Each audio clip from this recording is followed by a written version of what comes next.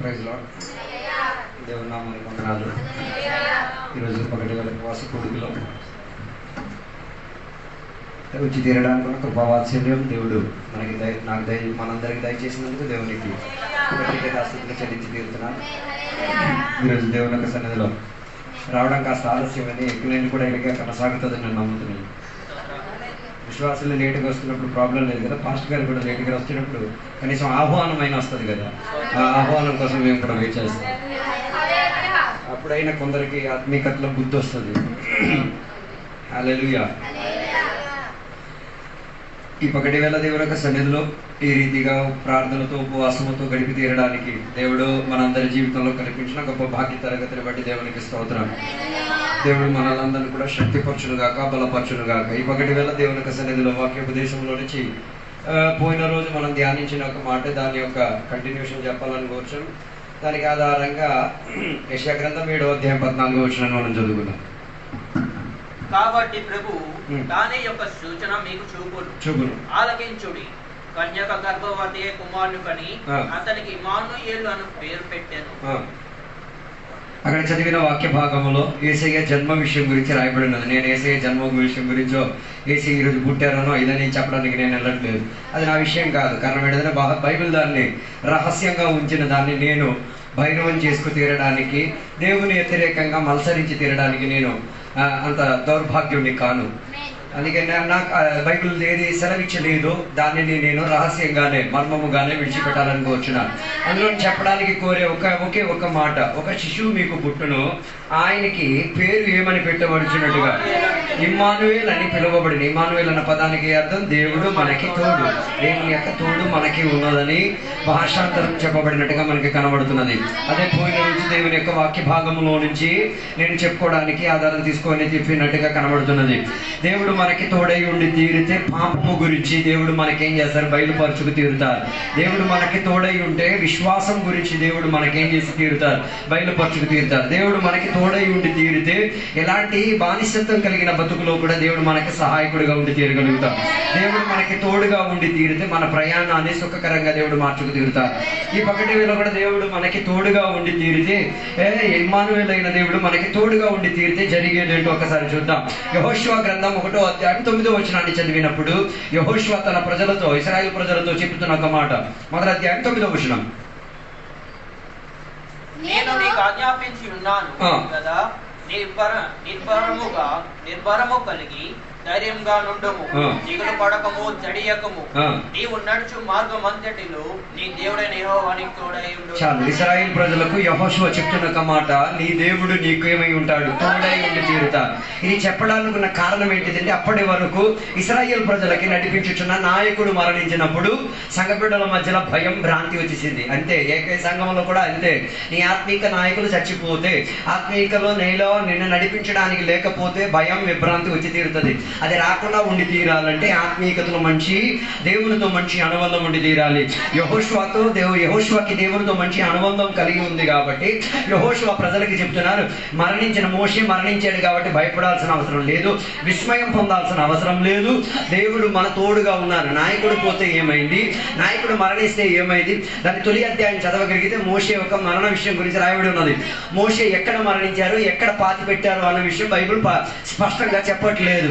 అలాగైతే ఎంత భాగ్యం చెందిన నాయకుడు, దేవుని చేత సమాధి పొందుకు తీరడానికి, ఆ కనీసం సేవకుడి చేత సమాధి పొందేటట్టుగా క్రైస్తవుడిగా జీవించు. అర్థం కాలేదు? ఒక పాస్టర్ గారు నీకు సమాధి చేశారు, ఒక సంఘం నీకు సమాధి చేసేటట్టుగా క్రైస్తవుడిగా, లేకపోతే క్రైస్తవుడిగా జీవించి ఏ ప్రయోజనం ఉండదు, నయా పైసాకు ఉపకారం ఉండదు. నాకు బైబిల్ గ్రంథంలో రాయబడిన అననీయ సఫీరా చచ్చిపోయినప్పుడు సంఘబిడ్డలు వెళ్ళి ఏం చేయలేదు, వారికి పరిచర్య చేయలేదు. కానీ కొందరి ఆత్మీకులు కానప్పుడు వారి పరిచర్యకి వెళ్ళకుండా సేవకులు ఉంటే చాలా బాగుంటుంది. కానీ తెలుసుకు తీరాలి, భాగ్యం చెందే విధానం కలిగేది కదా. దేవుని యొక్క బిడ్డలు ఒకరు మరణించిన చర్యము సమాధినిచ్చుకు తీరడం, దేవుని ద్వారా ఆత్మీకుల ద్వారా సమాధి పొందుకు తీరడం, అది భాగ్యం చెందే ఒక ప్రణాళిక. నేను నమ్ముతున్నాను, దేవుని యొక్క సేవకుల మూలంగా, ఆత్మాభిషేకం పొందిన సేవకుల మూలముగా సమాధి కార్యక్రమంలో వాడుతున్న పదాలు, ఎప్పుడైనా మీరు సమాధి కార్యక్రమం వెళ్తే మీకు అర్థమవుతుంది. సమాధి కార్యక్రమానికి వెళ్ళేటప్పుడు సేవకుడు చెప్పుచున్న ఒక్కొక్క పదం, ఒక్కొక్క వాగ్దానం. హలో, ఎప్పుడు సమాధి కార్యక్రమం వెళ్ళలేదు కదా, అందుకే మీరు అందరూ చాలా ఆశ్చర్యభరితంగా ఉన్నారు. ఏం చెప్తుంటారు సేవకులు మరణించిన గడియలో చెప్పిన ఒక మాట పునరుద్ధానం గురించి చెప్తారు. మట్టివి నువ్వు, మట్టిలోకి తిరిగి వెళ్ళువు. రెండో రాకడ సమయంలో కడగోర సమయం శబ్దం వినిపించిన సమయమున ఏమై తీరాలి? ఏకముహూర్తముగా అందరూ ఏమి తీరాలి? లేవనెత్తబడి తీరాలి. అందుకే ఆ మనిషికి ఏమి వాగ్దానం ఇచ్చి చెప్పుచున్నాను, నాయన ఇప్పుడు నువ్వు విశ్రమించేసుకో. ఎక్కడ నీకున్న చర్యలో విశ్రమించడానికి ఉన్న చర్య కాదు, నీకు తిరిగి లెగడానుకున్న చర్య. అందుకే సేవకుల పదం సునిశ్చితంగా వాడి తీరింది. చివరికి సేవకులు వాడే ఒక పదమే, చివరికి మంది వేసేటప్పుడు సేవకుడు చెప్పిన మనం ఇవే దేవుని బిడ్డలు ఇవన్నీ గమనించడానికి టైం లేదు. ఎంత త్వరగా పారిపోవాలి, ఎంత త్వరగా ఇంటికి వెళ్ళిపోయి తినేయాలి, ఇదే ఆతృతున్నాను. కానీ సేవా పరిచర్యలో ఇవన్నీ ప్రాధాన్యత చెందిన ఒక విషయం. కారణం ఏంటిది అంటే మరణించిన గడియలో దానియేలు గ్రంథంలో ఒక మాట జరిగింది. భక్తుడా నీ వెళ్ళి మరణించు. ఆ వ్యక్తి ఎవరు మరణించారో ఆ వ్యక్తి యొక్క పేరును పలికి ఆయనకి చెప్తున్న నువ్వు వెళ్ళి మరణించుము. నీ పంక్తి వచ్చినప్పుడు దేవుని యొక్క సన్నిధులు, నీ పంక్తి వచ్చినప్పుడు దేవుడు నేను ఏం చేసి తీరుతారు? లేవని తీరు. నేను నమ్ముతున్నా అలాంటి వాగ్దానం చెప్పిన వాటివే పునరుద్ధానం పొందడానికి సహాయపడేది. నిన్నటి దినాన దేవుని యొక్క సేవకుడు మన ఏ గాడిదకి వాగ్దానం ఉందో అదే కట్టబడి ఉంది. ఏ వాగ్దానానికి ఆ దేవుని యొక్క ఇష్టం ఉందో దాని మీద దేవునికి లక్ష్యం ఉంది. అలాగైతే మరణించిన గడియలో అతి అభిషేక్తులైన సేవకులు అభిషేకం చెందిన జీవితాన్ని దేవుని చేతికి అప్పగిస్తేనే నేను నమ్ముతున్నా. మరి మీ విషయం నాకు తెలియదు. నేను నమ్ముతున్నా అలాంటి వాళ్ళకి భాగ్యం చెందే పునరుద్ధానం దొరుకుతుంది. చచ్చినోడు ఆత్మీయతలో జీవించి, పరిశుద్ధంగా జీవించి, వాక్యాధారంగా జీవించి, మనసాక్షిగా కన్మక్షం లేకుండా బతికితేనే, లేకపోతే ఏమవుతుందో మీరే చూసుకు తీరాలి. అందుకే నేను చెప్పి రావడం అనుకున్న ఉద్దేశం ఇదే. మోషేకి దేవుడే ఏమి ఇచ్చి తీరారు? సమాధిని ఇచ్చి తీరారు. అది ఎక్కడిచ్చి తీరారు, ఎందుకు ఇచ్చి తీరారు, దాని గురించి వివరణ ఏమి బైబిల్ చెప్పట్లేదు. అది చూచేటప్పుడు ఏమై తీరింది? ఇశ్రాయేల్ ప్రజలకి భయం ఉంది. ఈ కాలం కూడా అంతే. ఈ చాలా మంది దేవుని బిడ్డలు వెనకైపోవడం అనుకున్నా రెండే కారణం. ఒకటి చర్చి ఉందా, రెండోది సమాధికి చోటు ఉందా. మనకి ఈ రెండింటికి తలనొప్పి లేదు. అది పాస్టర్ గారు చేసుకుంటున్నారు కాబట్టి మన వాళ్ళందరూ రావడం పోవడమే తప్ప చచ్చిపోయేటప్పుడు అయ్యగారు చూసుకుంటారులే, ఆయన మొయ్యాలి, ఆయన చూసుకోవాలి. మన సంఘం వాళ్ళ దగ్గర అయిపోయింది. కానీ యథార్థంగా ఈ రెండు విషయాన్ని ప్రాధాన్యత చూసి, ఒకటి సంఘం ఉందో లేదా, రెండోది సంఘానికి సమాధి చేయడానికి ఉన్న చర్య ఉందో. ఇప్పుడు కూడా మన సంఘంలో తెలియదు సమాధికి మనం ఎంత ఖర్చు పెడుతున్నాం, ఒక మనిషి చచ్చిపోతే ఏమేమి కావాలో ఇప్పుడు కూడా చాలా మందికి తెలియదు. నేర్చుకోండి, ఇది నేర్చుకోవాల్సిన విషయం. నువ్వు విశ్వాసి అని చెప్పిన తర్వాత ఇట్లాంటి విషయంలో నీకు పాలుపింపు లేకపోతే నువ్వు విశ్వాసి అని చెప్పకూడదు, అవిశ్వాసి అని చెప్పుకోవాలి. అందుకే దేవుడు మోషేని సమాధి చేసేటప్పుడు అందులో నుంచి ఒక మెసేజ్ మనకు వచ్చేది, నీ సంఘములో నీ ఆత్మిక గుంపులో కల్లా మరణిస్తే వారి పూర్తి బాధ్యత అడుక్కొని చందాలు వేసుకొని కాదు, ఇష్టపూర్వకంగా చేసే దేవుని బిడ్డలు ఉండాలి. కొన్ని సమాధి కార్యక్రమానికి నాకు సిగ్గు అనిపిస్తుంది. వీళ్ళు దేవుని బిడ్డల బైబిల్ అయినా సంఖ్యలు పెట్టుకొని తిరిగేది నాకు వేదన కలిగేది. కారణం తెలుసా? ఆ శవం అక్కడ పడున్నప్పుడు చందాలు వసూలు. నేను అందెత్తాను, నేను అడుక్కున్నోడు కన్నా హీనంగా తయారవుతున్నాను. క్రైస్తవ్యం ఇవన్నీ రికార్డ్ వీడియోలు చేసి ఇతరులు యూట్యూబ్లో వేయాలి. అప్పుడైనా కొందరికి ఆత్మిక బుద్ధి వస్తుంది. హలో, అప్పుడు చందాలు వేసుకోవడం కదా. నేను బట్టలు కొంటాను, నేను చెడ్డీ కొంటాను, నేను ఇక్కడ కొంటాను, ఇది కొనుక్కోండి. అప్పుడు చేయాల్సిన పని కొన్నదాని స్తోమతి ప్రకారంగా ఏం చేయాలి? చేసుకు తీరాలి. హల్లెలూయా. అందుకే దేవుని బిడ్డలకు తెలుసుకునే మరణము దేవుని దృష్టికి ప్రాధాన్యత చెందిన ఒక విషయం. దేవుడే మోషేకి మరణానికి సమాధి చేసుకు తీరడానికి ప్రాధాన్యత ఇస్తే యేసయ్యకి నేను నిజరక్షకునిగా అమ్మి యేసయ్యతో అనుబంధం పొంది తండ్రి కుమార పరిశుద్ధాత్మ నామమున క్రీస్తును ధరించుకు తీరడానికి, యేసయ్య మరణ పునరుద్ధానము రూపాంతరములో పాలభాగస్తులై తీరడానికి దేవుడు బాప్తిసం నీకు ఇచ్చి అందులో నువ్వు పాలభాగస్తు పొంది పరిశుద్ధాత్మను పొందిన నువ్వు అయితే కనీసం ఒక ఆత్మికుడు మరణించినప్పుడు నీ పంక్తి ఏదో ఒకటి ఉండాలి. లేకపోతే నువ్వు అసలు దేవుని బిడ్డవే కాదు.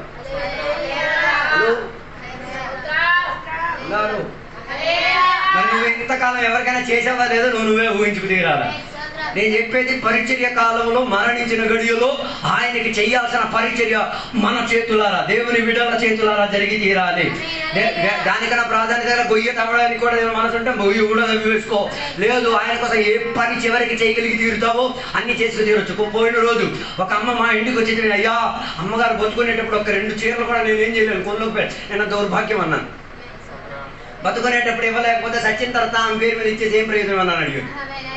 ఆమె అనుకుంది మా అమ్మని జ్ఞాపకం చేసి నేనన్నా ఇలాంటి దెయ్యాలను ఎక్కడ తెచ్చుకోమాక, ఇప్పుడు నువ్వు బతుకున్న వాళ్ళకి ఏం చెయ్యాలా, ఇచ్చే తీరడానికి మనసు తెచ్చుకో.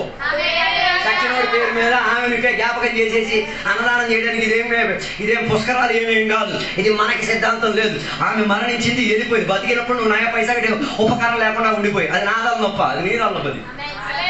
మరి ఇప్పుడు నీ మనసాక్షిలో ఆ వేదన వస్తే నేనేం చెయ్యాలి? అర్థం కాలేదు. ఆ వేదనలోనే నా దగ్గరికి వచ్చి చెప్పింది, అయ్యా అమ్మగారి పేరట నేను మీకు ఎత్తనని మీరు దాన్ని నేనన్నా. అలాంటి దెయ్యాల సాంక్రమి నాకు అక్కర్లేదు. మా అమ్మ చచ్చిపోయి వెళ్ళిపోయింది, ఎక్కడ నేను ఆమె పేర్ల దాచిపెట్టి ఉంచుకోవడానికి నేనే మాంత్రికుడేం కాదు.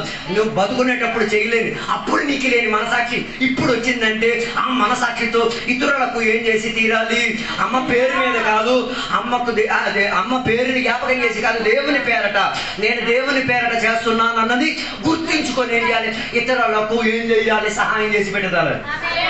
చివరికి అమ్మ వెళ్ళేటప్పుడు ఒక మాట, అయ్యా నేను ఒక చీర కొంటే కనీసం 3 చీరలైనా కొంటా, చీర లేని వాళ్ళకైనా చీర కొనుక్కోవడానికి స్తోమత లేని వారికి వెతికి సంఘములో కానీ ఆత్మిక గోళంలో కానీ నిశ్చిత నీ ఇష్టం అమ్మ, నీ మనసాక్షి నీ కళకు వచ్చిందంటే నేనేం చేయను. మరి నీకు గుర్చలేదంటే అది నీ మనసాక్షితో ఉన్న సంబంధం, నాకు సంబంధం లేదు. హల్లెలూయా. అందుకే నేను చెప్పి రావడానికి ఉద్దేశం, దేవుని యొక్క బిడ్డలకు మనసాక్షి ఉండాలి. కారణం ఏంటిది? దేవుడు మోషే అభిషేక్తులకు సమాధి చేయగలిగి తీరితే కనీసం నీ చెయ్యి అయినా ఒకటి సమాధికి ఏమై ఉండి ఒకటి కాదు అందరి సమాధికి నీ చెయ్యి ఉండి తీరాలి. మా పని ఉంది, నాకు ఇంట్లో ఇడ్లీ అవ్వలేదు, దోశలు అవ్వలేదు అని చెప్పేసి కూర్చోవడం కాదు, నీ పరిచర్య అక్కడ ఉండి తీరాలి. అందుకే దేవుడే ఉదాహరణ సరితంగా మోషేకి ఏమిచ్చి తీరింది? సమాధినిచ్చి తీరింది. అది చూసేటప్పుడు ఇశ్రాయేలు ప్రజలకు ఏం కలిగి తీరింది? విపరీత దుఃఖం కలిగి తీరింది. ఎందుకు దుఃఖం కలిగి తీరే? శవం దొరకలేదు కదా, శవం కోసం కొట్టుకునే ఉన్నారు. నేను కల్లారా చూశాను. మన సంఘంలో ఒక విశ్వాసే, ఆమెకి జీవితాంతం వాక్యం చెప్పి, అమ్మ ముక్కులో ఉన్న ముక్కు పుడకలు తీసి అమ్మ, బంగారాలు తీసి అమ్మ, ఇవేంది ఆత్మీకులకు యుక్తం కాదు, ఇది విశ్వాస జీవితం. నేను తీయనే, నువ్వు అలా బోర్డు వాక్యాలు చెప్పులే, చచ్చేటప్పుడు ఇవన్నీ ముక్కు కాడ ఒంటి కాడ అన్నీ ఉన్నాయి. ప్రైజ్ లార్డ్ ఎక్కడే చెప్పాలి. ఎందుకో తెలిసి ఇవన్నీ ఉన్నాయి సమాధి కార్యక్రమాలు. కానీ చివరిగా చూడడానికి ఎవరైనా ఉన్నారంటే ఒక అమ్మాయిగా గుద్దుకుని తోసుకొని వస్తుంది. ఏడు తప్ప ఇది చేస్తాను అనుకున్నాను. చూస్తే అది వెళ్ళి అమ్మా అని మొహం మీద పడిపోయింది. మొహం మీద పడేటప్పుడు నేను ఇదేంటి మొహం మీద పడిపోయింది, ఎవరైనా చేతులు కాలు పట్టుకుంటారు కానీ ఇదేంటి తెలియక ఆ తర్వాత అర్థం నా చెయ్యి అలా పెట్టేసి ఎవరికి కనబడకుండా ముక్కులో చెయ్యెట్టింది, అందులో నుంచి బంగారం తీసింది. ఆ తర్వాత మళ్ళీ అమ్మా అని చేసి చెవిలో పెట్టింది, యువతల పక్క వచ్చింది. ఆ 10 నిమిషాల చర్యలో ఉన్న బంగారం అంతా ఊడిచేసింది. హల్లెలూయా. దేవునికి నేను అక్కడే స్తుతించాను. ఎందుకో తెలుసా? ఎక్కడ ఎలాగైనా చేసింది. ఇది పాతి పెట్టిన తర్వాత అయితే మళ్ళీ వెళ్ళి పోలీస్ స్టేషన్కి వెళ్ళి కంప్లైంట్ పెట్టి తాళాలు తప్పించి ఆ బంగారాన్ని తీసేంత మనస్తత్వం ఎక్కడే తీసింది కాబట్టి మంచిది. హల్లెలూయా. ఒకవేళ ఆమె మర్చిపోయి ఉంటే సమాంకాడికి వెళ్ళి ఎన్ని రచ్చలు చేసేసి ఉన్నాం. నేను చెప్పి రావడానుకున్నావు, మనిషి పోయిన తర్వాత మనుషులు ఎవరు కూడా ఏం చేయరు, విలువిచ్చి తీరు. ఒక శవానికే విలువ ఇవ్వలేకపోతే అర్థం చేసుకు తీరాలి. మోషే యొక్క శవం ఎక్కడికి వెళ్ళిందో కూడా అర్థం కాలేని ఒక ఆయన ఆత్మీకులుగా ఇశ్రాయేలు ప్రజలకు నడిపించారు, ఉపదేశాన్ని ఇచ్చారు, దేవుని యొక్క వాగ్దానాలు చెప్పారు, నాయకత్వం వహించారు, మంచి పరిచర్యను ముగించుకు తీరారు. కానీ మరణించిన గడియలో బాడీ దేవుడు ఎవరికి ఇవ్వలేదు. ఇశ్రాయేలు ప్రజలు అప్పుడే భయం రాజు వచ్చింది. మరణం అంటే భయం, దేవుని మరణం అంటే భయం కాదు. దేవుని మరణించిన తర్వాత బాడీ దొరకపోతే భయపడాలి. అందుకే బైబిల్ స్టెఫాను గురించి చెప్పిన ఒక స్టెఫాను వాళ్ళందరూ కలిపి ఏం చేశారు? రాళ్లతో కొట్టి చంపేశారు. విశ్వాసాలు ఎవరు రాలే, భార్య కూడా రాలే. అలే ఇక్కడే చెప్పాలి. దాని అర్థం యథార్థంగా విశ్వాసం కొరకు పోరాడితే నీ శవం దొరికితుందో లేదో కూడా తెలియదు. మరి ఆత్మహత్య చేసి సవాలు దొరకకుండా అలా సమాధిలోకి అలా చెరువులోకి వెళ్ళి తూకేసచ్చి సవాలు దొరకక నేను అంటున్నది దొరకలేని పరిస్థితి వచ్చిన లాజర్ గురించి ధర్మతుడు లాజర్ కథలో లాజర్ యొక్క శవం దొరికినట్టుగా బైబిల్ చెప్పట్లేదు. నేను ఊహిస్తున్నాను, నేను నమ్ముతున్నాను. ఆయన శవం ఎవరు తీసుకొని వెళ్ళి ఉంటారు, కుక్కలన్నీ కలిపేసి ఏం చేసి ఉంటారు, పండగ చేసుకుంటారు. అయినా విశ్వాసాన్ని వదులుకు తీరలేదు. హల్లెలూయా. దాని అర్థం నీకు మంచి సమాధి దొరికితే భాగ్యం, దొరకలేకపోతే దౌర్భాగ్యం అనమాక. నీ శరీరముతో ఏం పట్టింపు మనకి లేదు. పార్వతీపురం జరిగిన ఒక సంఘటన, ఒక పెద్ద అభిషక్తుడైన ఒక సేవకుడు చచ్చిపోతే 3 చోట్ల సమాధి చేశారు. 3 సంఘాలు కట్టించాడు కాబట్టి ఒకసారి తవ్వేసి అక్కడ పెట్టేశారు. మళ్ళీ సాయంత్రం వెళ్ళి మళ్ళీ అక్కడి నుంచి తవ్వించేసి ఇంకో చోటుకి వెళ్ళి అక్కడ పెట్టారు. మళ్ళీ అక్కడి నుంచి ఏం బుర్ర లేని విశ్వాసంలో నాకు అర్థం కావట్లేదు. అక్కడ పెట్టినా ఇక్కడ పెట్టినా ఇంకా కొద్దిగా ఆత్మీయంగా ఎక్కువ అయిపోతే ఈ సవాల్ తీసుకెళ్ళి ఇంటికాడ పెట్టేస్తారు. అలాంటి ఆత్మీయులు కూడా ఉన్నారు. ఇంకా వాక్యం కూడా తీసేస్తారు. యోసేపు ఎముకలు తీసుకుని తినడం లేదు. సందర్భోచితంగా తెలిసేటట్టు చేయండి. యోసేపు చేయడానికి కారణం ఏంటిది? యోసేపు యొక్క ఎముకలను ఎక్కడ పూడ్చిపెట్టడానికి ఇవ్వలేదు, ఐగుప్త దేశంలో పూడ్చిపెట్టడానికి ఇవ్వలేదు. కారణం ఏంటి తెలుసా? ఆయనకి తెలుసు నిజంగా దేవుడు విశ్వాసానికి యోగ్యుడు. ఆయన నాకు చెప్పిన మాట కనాను దేశానికి తీసుకెళ్తాను, నేను వెళ్ళకపోతే ఏమయ్యింది? నా శవాన్ని. అలాంటి మంచి దేవుని బిడ్డలు ఉండబడి దేవునికి స్తోత్రం. మన సమాధికే ఎవడు రాడు, ఎముకలు మోయడానికి ఎవడు వస్తారు? తినేసిన తర్వాత చికెన్ జాయింట్లు అనేది కాళ్ళకి తినేస్తుంటారు కదా, అది ఏరుకోవడానికి ఎవడైనా వెళ్తారా? ఎవరు వెళ్ళరు. కానీ బైబిల్ సెలవిచ్చిన మాట, ఈ ఎముకలు జీవిస్తాయా? ఈ ఎముకలు సునిశ్చితంగా జీవించి తీరుతాయి. కారణం ఏంటిది? దీంట్లో ప్రాణస్వ వాయువు ఇచ్చుకు తీరడానికి దేవుడు రెడీ, ఆత్మీకుల ప్రపంచుకు తీరడానికి ఆత్మీకులు రెడీ అయి తీరితే ఎవరికి అక్కర్లేని వీధుల్లో పడి ఉన్న, సమాధుల్లో పడి ఉన్న ఎముకలను పునర్జీవనం ఇచ్చి తీరడానికి ఉన్న శక్తి ప్రవచించే ప్రవక్తకు ఉంది. పలికి తీరిన మాట విని సహాయం చేయగలిగే దేవుడు కూడా ఉన్నప్పుడు మనకి ఆ విషయంలో ఏ రీతి కలిగిన వేదన లేదు. హల్లెలూయా. అందుకే ఇమ్మానుయేల్ మన తోడుగుంటేనే ఇలాంటి పరిచర్యలు మన చేయవలసి వచ్చేది. మరి నువ్వు తోడుగా లేక తోడుగా ఉన్నవాడువే అని పాట పాడేసి అందరికీ నవ్వించుకొని జరగలుగుతావు. యథార్థంగా ఇమ్మానుయేల్ నీ తోడుగా ఉండి తీరితే కొందరు దుఃఖాక్రాంతులైపోయి అయ్యో శవం దొరకలేదు, ఏమైపోయింది, అయ్యో మా అభిషక్తుడు మరణించాడు, ఆయన శవాన్ని నేను సమాధి చేసి ఉంటే బాగుండేమో ఆత్రుతో వీళ్ళేమో ఆత్మీయతలు దిగులు పెట్టేసుకున్నారు, భయపడేసుకున్నారు. అప్పుడు యెహోషువ చెప్పిన ఒక మాటే, ఎందుకు మీరు విస్మయం పొందుతున్నారు, ఎందుకు మీరు దుఃఖాక్రాంతులై తీరుతున్నారు? వీటి విషయంలో ఆలోచించాల్సిన అవసరం లేదు. దేవుడు మనకి తోడై ఉన్నాడు. ఒక నాయకుడు పోతే ఏమైంది? ఇంకొక నాయకుడు ఇక్కడ ఉన్నాడుగా, నేనే ఉన్నాగా. అలా పాత్రను వహించుకు తీరడానికి మనసు కలిగి ఈ కాలంలో ఉన్న నాయకులు అయితే మరి చెప్పక్కర్లేదు, కుర్చీల కోసం కొట్టేసుకుంటారు. నాయను మన సంఘాల్లో కూడా ఇలా చేయాలి, ఎక్కి కుర్చీల కోసం ఏమైవాలి? ఏం పెద్దరికం, ఏం పెద్దరికం నీకు పెద్దరికం ఎత్తే చేసుకో, ఆ పనిని జాగ్రత్తగా ఏం చేసుకో. బైబిల్ గ్రంథం ఇంటికి చదువు, తిమోతి పత్రిక రాయబడి 18 క్వాలిటీలు ఉండాలి. ఏమైతే నాయకుడు అయితే తినడానికి. హలో ఉన్నారో లేదా నాకు తెలియట్లేదు. అందులో ఒక పదం దేని గురించి? డబ్బు గురించి పిచ్చి ఉండకూడదు. 90% నాయకులకి ఇదే పిచ్చి.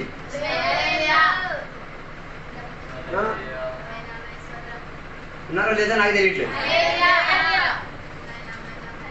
డబ్బు కోసం ఎవడు ప్యానాలైనా తీసేస్తారు. హలో ఉన్నారో లేదో నాకు తెలియదు. అందుకే ఇక్కడ ఆదివారాలు కూడా ఒకలే వదిలేస్తున్నాను డబ్బు కోసం. దేవుడిని చంపేస్తున్నాను. పేక మీద కట్టుకోండి, నేను పనికి వెళ్తాను, నువ్వేం పీక్తో పీక్కో. ఇండైరెక్ట్ కదా చెప్పి వెళ్ళిపోతున్నాడు. హలో కారణం ఏంటి? Love of money. డబ్బు పట్ల ఏముంది? హలో బైబిల్ చెప్తున్నా, డబ్బు ఒక ఆశయం. ఆశయం అంటే ఇట్స్ అన్ ఐడియా. హలో డబ్బు ఒక ఐడియా. ఐడియా అంటే ఒక ఆలోచన. డబ్బు ఒక ఆలోచన. ఎవడో ఈ కాగితం ఇస్తే ఇంకో కాగితం ఇస్తే సామాన్ ఇచ్చి పుచ్చుకోవచ్చు. It's an idea. మనం డబ్బు అంటే ప్యానం అనుకుంటాం. ఈ డబ్బు లేకపోతే నేనేం చేయను. ఓరి బాబు ఐడియా లేకపోతే నువ్వు బతకలేవా? ఆలోచన లేకపోతే నువ్వు బతకలేవా? మనలో ఉన్న ప్రాబ్లం అదే కదా. హలో అందుకే ఏ పని ఎవడు ఫ్రీకి చేయడు. ఇప్పుడు విశ్వాసం నైనా ఎన్నింటికి సున్నం కొట్టాలి, రావాలరా నేను రాడు. 5,000 ఎత్తాను రారా అంటే ఊపేసుకొని వచ్చేస్తాడు. డబ్బు పిచ్చోడు, నంబర్ 1 డబ్బు పిచ్చోడు. మరి పాస్ గారి విశ్వాసం చెప్పి కూకో పెడతారు. అంతే, పెద్ద తేడా లేదు. హలో ఉన్నారో లేదో నాకు తెలియట్లేదు. ఇశ్రాయేలు ప్రజల నుంచి నేర్చుకుని ఏ డబ్బుని ఆశించకుండా, ఏ వేతనం ఆశించుకోకుండా ఎన్నో సంవత్సరాలు చాకరీ పని చేశారు. అది చేసిన దానికి ఫలితంకి వారికి కీరకాయ, దోసకాయ, తర్వాత ఎండి చేపలు, తర్వాత ఏం మెలన్స్, కిలన్స్ ఇవన్నీ వాళ్ళకి దొరికాయి. అవన్నీ తినేసి పర్లేదులే ఇది మాకు సుఖం అనుకున్నారు. కానీ అక్కడి నుంచి దేవుడు వారిని విడిపించుకు తీరడానికి మనసు కలిగి తీరింది. కారణం ఏంటి? డబ్బు పట్ల పిచ్చి లేదు కాబట్టి. అందుకే బైబిల్ చెప్తున్న నాయకులకు మాత్రం కాదు, దేవుని బిడ్డల్లో ఏం ఉండకూడదు? డబ్బు మీద ప్రేమ ఉండకూడదు. మొదటి తిమోతి పత్రిక ఇంటికి వెళ్తుంది 3వ అధ్యాయం. అంత్యకాలంలో కొందరు స్వస్నేహితులై డబ్బుని అధికంగా ఏం చేయడానికి ప్రారంభిస్తారు? ప్రేమించడానికి ప్రారంభించి తీరుతారు. ఓకే మీరు అంటారు డబ్బు మీద నాకు ప్రేమ, బంగారం మీద ప్రేమ ఉందిగా. డబ్బు మీద ప్రేమ ఏం లేదు, బంగారం మీద ప్రేమ ఉందిగా. ఒక పాస్టర్ గారు నా దగ్గరికి వచ్చారు, అయ్యా మీరు గొప్ప వాదించేస్తారు, చెప్పేస్తారు కదా, బంగారాలు కొనుక్కోకూడదు, కొనేసి ఉంచేస్తే అవసరం వచ్చేస్తే ఏం చేయొచ్చు, పొదుపు పెట్టేసి ఏం చేసుకోవచ్చు. నేను నాది పొదుపు పెట్టేసి తెచ్చి కడతావా అని అడిగాను. ఆలోచిస్తాను, మరి ఇంకేం లేదండి. అది పొదుపు పెట్టేసి పాస్ గారికి కాల్ కొనేసి ఇస్తావా అన్నాడు. మనోడు మరి సెవెంట్గా అయిపోయింది.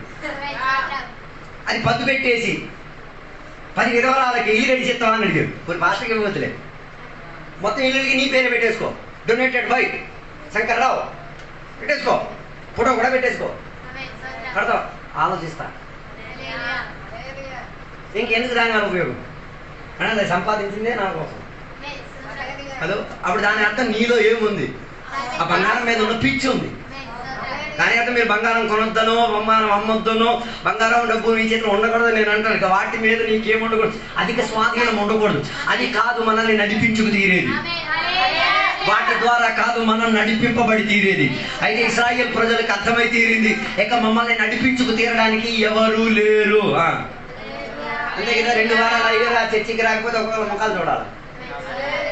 ఇంత కెపాసిటీ లేదా, ఆరాధన నేను నడిపేస్తాను, పర్లేదు. స్టార్టింగ్ నుంచి చివరి వరకు అయ్యారు చేసిన అదే పనిని ఎన్నో సంవత్సరాలు 20-30 సంవత్సరాల నుంచి చూస్తూనే పోతున్నాను. నేను దాన్ని నేను చేస్తాను. దేవుని యొక్క నామమున ఎవరికి అభ్యంతరం కలగకుండా ఆత్మశక్తి ప్రవాహం చేయడానికి నేను నిలబడతానని ఈ కాలంలో కొన్ని ఇమ్మానుయేలు తోడున్న వాళ్ళ ఏం చేయడానికి ఇష్టం లేరు. మన వాళ్ళతో ఇమ్మానుయేలా మానుయేలా ఎవరు నాకు తెలియదు. యెహోషువకు మాత్రం తెలుసు, యెహోవా మనకి తోడై ఉంటే మోషే పోతే ఏమైంది, ఆయన గురించి దిగులు పడుతూ నేనున్నాగా, ఆయన పేరట నీతో పలకడానికి నేనున్నానుగా. ఈ కాలంలో దేవుని బిడ్డలకి ఇలాంటి అనుబంధాలే ఆత్మీయతలు కావాలి. ఇలాంటి అనుబంధము దేవునికి నమ్మి రక్షణ పొంది ఇవ్వలేకపోతే దాని అర్థం ఆత్మీయతలు ఇంకా నిమిషు. ఆత్మీయతలు ఇప్పుడు కూడా మీరేమై ఉన్నారు. శిష్యుకున్న ప్రత్యేకత ఏంటిది, కూకున్న కాడే ఎరుగుతాడు, కూకున్న కాడే వాంతులు చేస్తారు, కూకున్న కాడే పాస్ అవుతారు. If you are spiritually babies you will do all indecency things. నువ్వు ఆత్మీయతలో పసిబిడ్డలు అయితే, అందుకే చిన్న చిన్న విషయాలు కదా, అయ్యారు అయ్యో విషయాలు నన్ను తిట్టేది అయ్యారు ఏరిగావు. ఆ విశ్వాసి పేరు నువ్వు ఏరిగావు. ఆ పాస్ గారు నిన్ను తీసుకు అడిగాడు, అదే గొప్ప విషయం. సిగ్గు లేకుండా నువ్వు అది చెప్పి వచ్చేటోడు నిన్ను కడిగేసి శుభ్రం చేసి పంపించాడు. ఇమ్మానుయేలు తోడుండబట్టే, నాకేం కారణం. అయ్యారు నేను పేద చెప్తా అమ్మ నన్ను తిట్టింది అయ్యా ఏరిగావు. అది పలచకుంది గట్టిగా మీరే చూసుకోండి, మనకు తెలియదు. మనకు అది చూసుకోవడానికి టైంలో తుడిచి పంపించిన టైం. హలో, ఉన్నారో లేదు, అయ్యారు నాకు వాక్యంతో పొడి చేస్తున్నారు, మరి ఏరిగావు. మరి వాక్యం విన్నాను నేర్కొచ్చు పొడవ పడ్డానికే కాదు, లేకపోతే నీవు ఇంకా అలాగే ఉండడానిక. నువ్వు అంతా నేను వాక్యం వింతా నన్ను పొడవకూడదంటే ఎరిగిన కానీ నువ్వు అక్కడే కూకో. 3 రోజులు బతుకుతావు, 4వ రోజు సత్తావు. కారణం ఏంటిది, అందులో నుంచి ఉన్న సామాన్లే నిన్ను చంపేస్తాయి. పాతకాలంలో జరిగిన సిద్ధాంతం, మనిషిని హత్య చేస్తే ఆ హత్య చేసిన మనిషిని ఎవడు హత్య చేశాడు ఆడి ఒంటి మీద కట్టేస్తారు. ఇప్పుడు నేను నిన్న హత్య చేశాను అనుకో, ఇది చచ్చిపోయాడు, ఈ శవాన్ని నా ఒంటికి ఏం చేస్తారు, కట్టేసి వదిలే, ఇక హత్య చేయలే, వీడు పిచ్చోడు అయిపోతాడు. ఈ శవాన్ని మోయలేక మోతున్న కొద్దిగా ఇది బరువు ఎక్కుతాయి, బరువు ఎక్కిన కొద్దిగా పురుగు తింటాడు, పురుగు తిని తిని తిని తిని ఈడు వదిలి తినేది. ఓరే వదిలేయండ్రా, నన్ను బతికేంచేయండ్రా, ఈ శవాన్ని తీయండ్రా. ఎవడు తీయడు, నీకు శవం చంపడానికి అంత బలుపు కదా. ఇప్పుడు నిన్ను చంపుతున్నావు, నువ్వెందుకు ఆతురత అయిపోతున్నావు. హలో, మన దేశాల్లో కూడా ఇలాంటి చర్యలు పెట్టాలి. భలే ఉంటుంది, ఈ రేట్లు తగ్గిపోతాయి, చంపే రేట్లు తగ్గిపోతాయి. Hello, hallelujah, praise the Lord. అందుకే నేను చెప్పి రావడానుకున్న ఉద్దేశం, ఒకరొకరిని బతికించుకు తీరడానుకున్న మనస్తత్వం మనకి కలగాలి. ఒకరొకరిని లేవనెత్తడానుకున్న మనస్తత్వం, పసి పిల్లతనం నుంచి ఎదుగుదలలోకి రండి. అయ్యారు నాకు చికెన్ దొరకలేదు, చికెన్ కోసం అయ్యారు నేను 2000 ఇచ్చాను, నాకు భోజనం ఇవ్వలేదు. ఘోరం. 31వ తారీఖు భోజనం పెట్టింది ఈ చందాల వ్యాపారం కొరకు అయినట్టు అనిపిస్తుంది.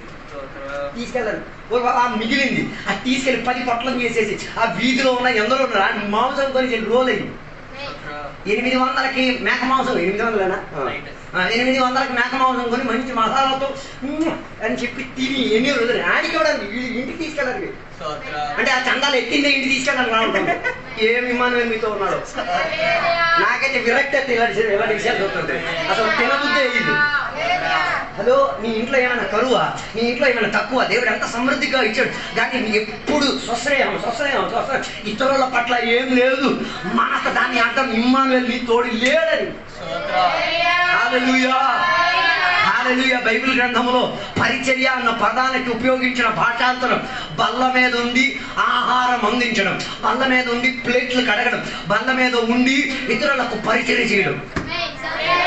ఫస్ట్ సంఘంలో గొడవ కూడా అక్కడే స్టార్ట్ అయ్యింది. సంఘంలో ఎక్కడ ఈ ఇచ్చిపుచ్చి విషయం కొందరి ఆడవాళ్ళు, ఎవరు పేద ఆడవాళ్ళు, లేకపోతే భర్తలు లేని ఆడవాళ్ళకి పరిచర్య చేసే విధానంలో ఏమొచ్చింది, డిఫరెన్షియేషన్ వచ్చింది. మా కులస్తులకే ఫస్ట్ ఇస్తాము, వేరే కులస్తులకే. ఇది అందరి కొరకు ఉన్నది. మనం మొత్తం పోయాడు ఈ వసూలు చేసుకుంది కూడా అలాగే కదా. నేను తీసుకెళ్తాను, నేను తీసుకెళ్ళలేను. ఆ పాస్టర్ గారిని ఊహించండి, అది నాకు అక్కర్లేదని చెప్పి వెళ్ళిపోయాడు.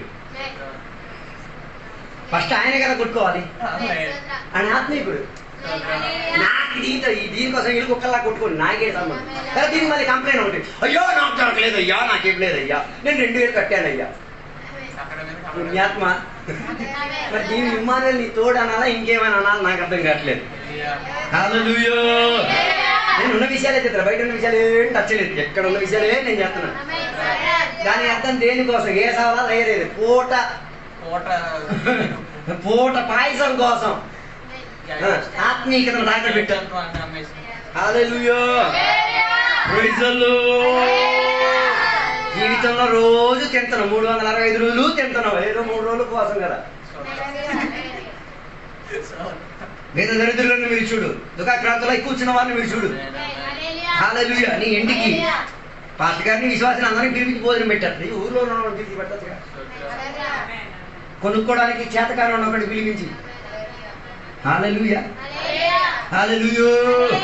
మా ఇంట్లో నేను నిత్యం చూసేది, చాలా మంది దేవుని సేవకులు వస్తున్నారు, భోజనం ఏడుస్తూ తింటారు. నేను అడుగుతుండే, ఎందుకయ్యా? లేదయ్యా, ఎక్కడ నేను కక్కుతోళ్ళ తినేస్తున్నా, మా ఆవిడ తినకుండా ఊరుకుంటుందయ్యా, ఉండి పగిలిపోతుంది నా మాట అనేసి. మనకు అలాంటి ప్రాబ్లం ఏంటంటే, పిల్లలు తినకపోతే ఏటి, పిల్లలు తినకపోతే నేను తింటున్నాగా, నా నిండి నాకు బయటకు వస్తాయి. కానీ అంత నీ భార్యాభర్త బంధంలో ఏం లేదు, మన సాక్షి లేదు, ఎంపీసావు నువ్వు. హలో, ప్రత్యక్ష సాక్షి. ఒక పాస్టర్ గారు తన భార్య కోసం తింటున్న దగ్గర నుంచి ఆయన అడిగి తీసుకున్నాడు, సిగ్గు లేకుండా. మన సాక్షి ఉన్న మనిషి, మా కళ్ళ ముందు జరిగిన విషయం. సేవకుడే, 2-3 సంఘాలు ఉన్నాయి ఆయనకి. భార్య కోసం, భార్య తిందో లేదో తెలీదు, భార్య ఆయనకి దొరికిన చేప, ఆయనకి దొరికిన మాంసం. ఆ రోజు నా కోసం ప్రత్యేకంగా మాంసం చేసి తెచ్చి ఇస్తే నేనేం చేశాను, అందరికి సర్ది పెట్టేసి పాస్టర్ గారు కూడా ఇచ్చాడు. పాస్టర్ గారికి ఇస్తే పాస్టర్ గారు దాన్ని 2 వాటాలు చేసుకున్నాడు. దొరికింది 4 ముక్కలు. దాంట్లో నేను అడిగా, ఎందుకయ్యా? లేదు, మా ఆవిడకి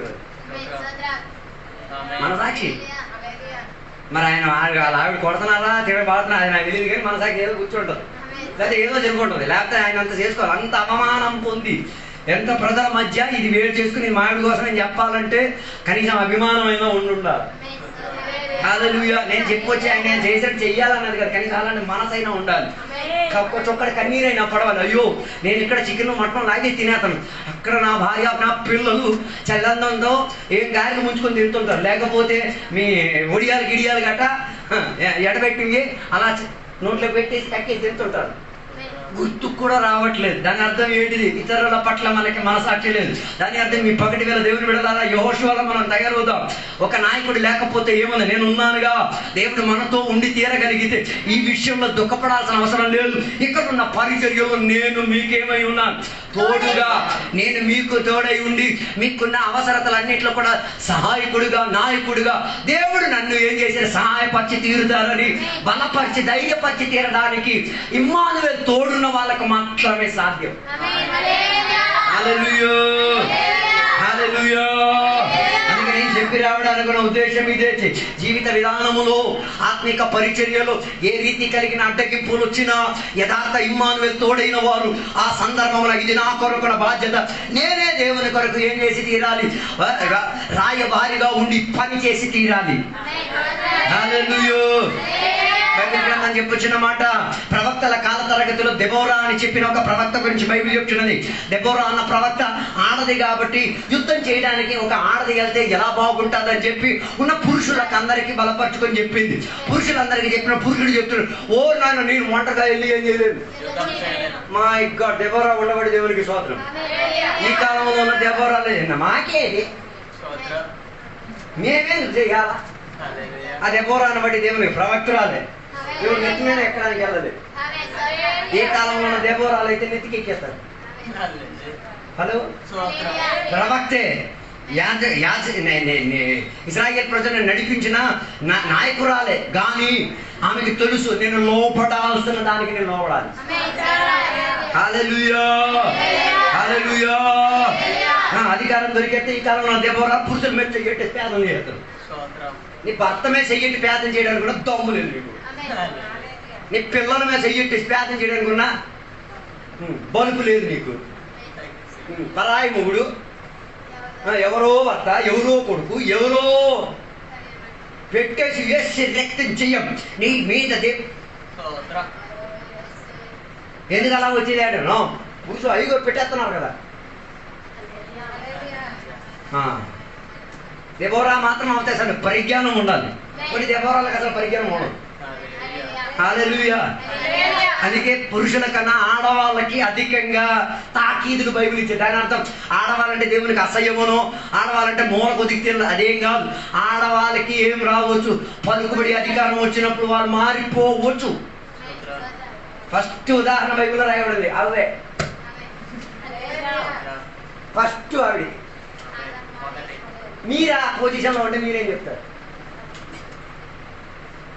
నీకు ఒక ఇంటికి తాళం ఇచ్చేసి వీళ్ళని జాగ్రత్త చూసుకో, ఊడ్చేసుకొని ఉంచేసుకో, ఎత్తే నువ్వేం చేస్తావు? అదే మనకున్న ప్రాబ్లం. ఆమె కూడా అదే ప్రాబ్లం. ఆమె ఎవరికి ఆశ్రయించుకు చేయాల్సిన పని, భర్తకి ఆశ్రయించుకొని చేయాల్సిన పని. హలో, భర్త యజమానిగా ఏం చేయాలి? చెప్పాలి. భర్త చెప్పాల్సిన చోట్ల భర్తే చెప్పాలి. ఆడింగిలాగా ఆడది చెప్పకూడదు. అర్థం కాలేదు. దేవుడు ఎవరితో మాట్లాడారు? ఆదాముతో మాట్లాడారు. ఏమని మాట్లాడారు? నీవు ఈ తోటని జాగ్రత్తగా చూసుకో, ఈ తోటని సేద్యపరుచుకో. భర్తతో చెప్పిన దాన్ని భార్య చెప్పుకోవడానికి ఎందుకు వెళ్ళింది? దెయ్యం ఓకే మాట్లాడారు, బాగున్నావమ్మా, చాలా బాగుందా, దేవుడు మీతో వచ్చి మాట్లాడారా అని ఇవన్నీ అడుగుతుంటాయి. బాబో మీతో నేను డైరెక్ట్ మాట్లాడడానికి నాకేం లేదు, నాకు అధికారం ఇవ్వబడలేదు. హలో, చెప్పితే చాలా మందికి కోపం వచ్చారు.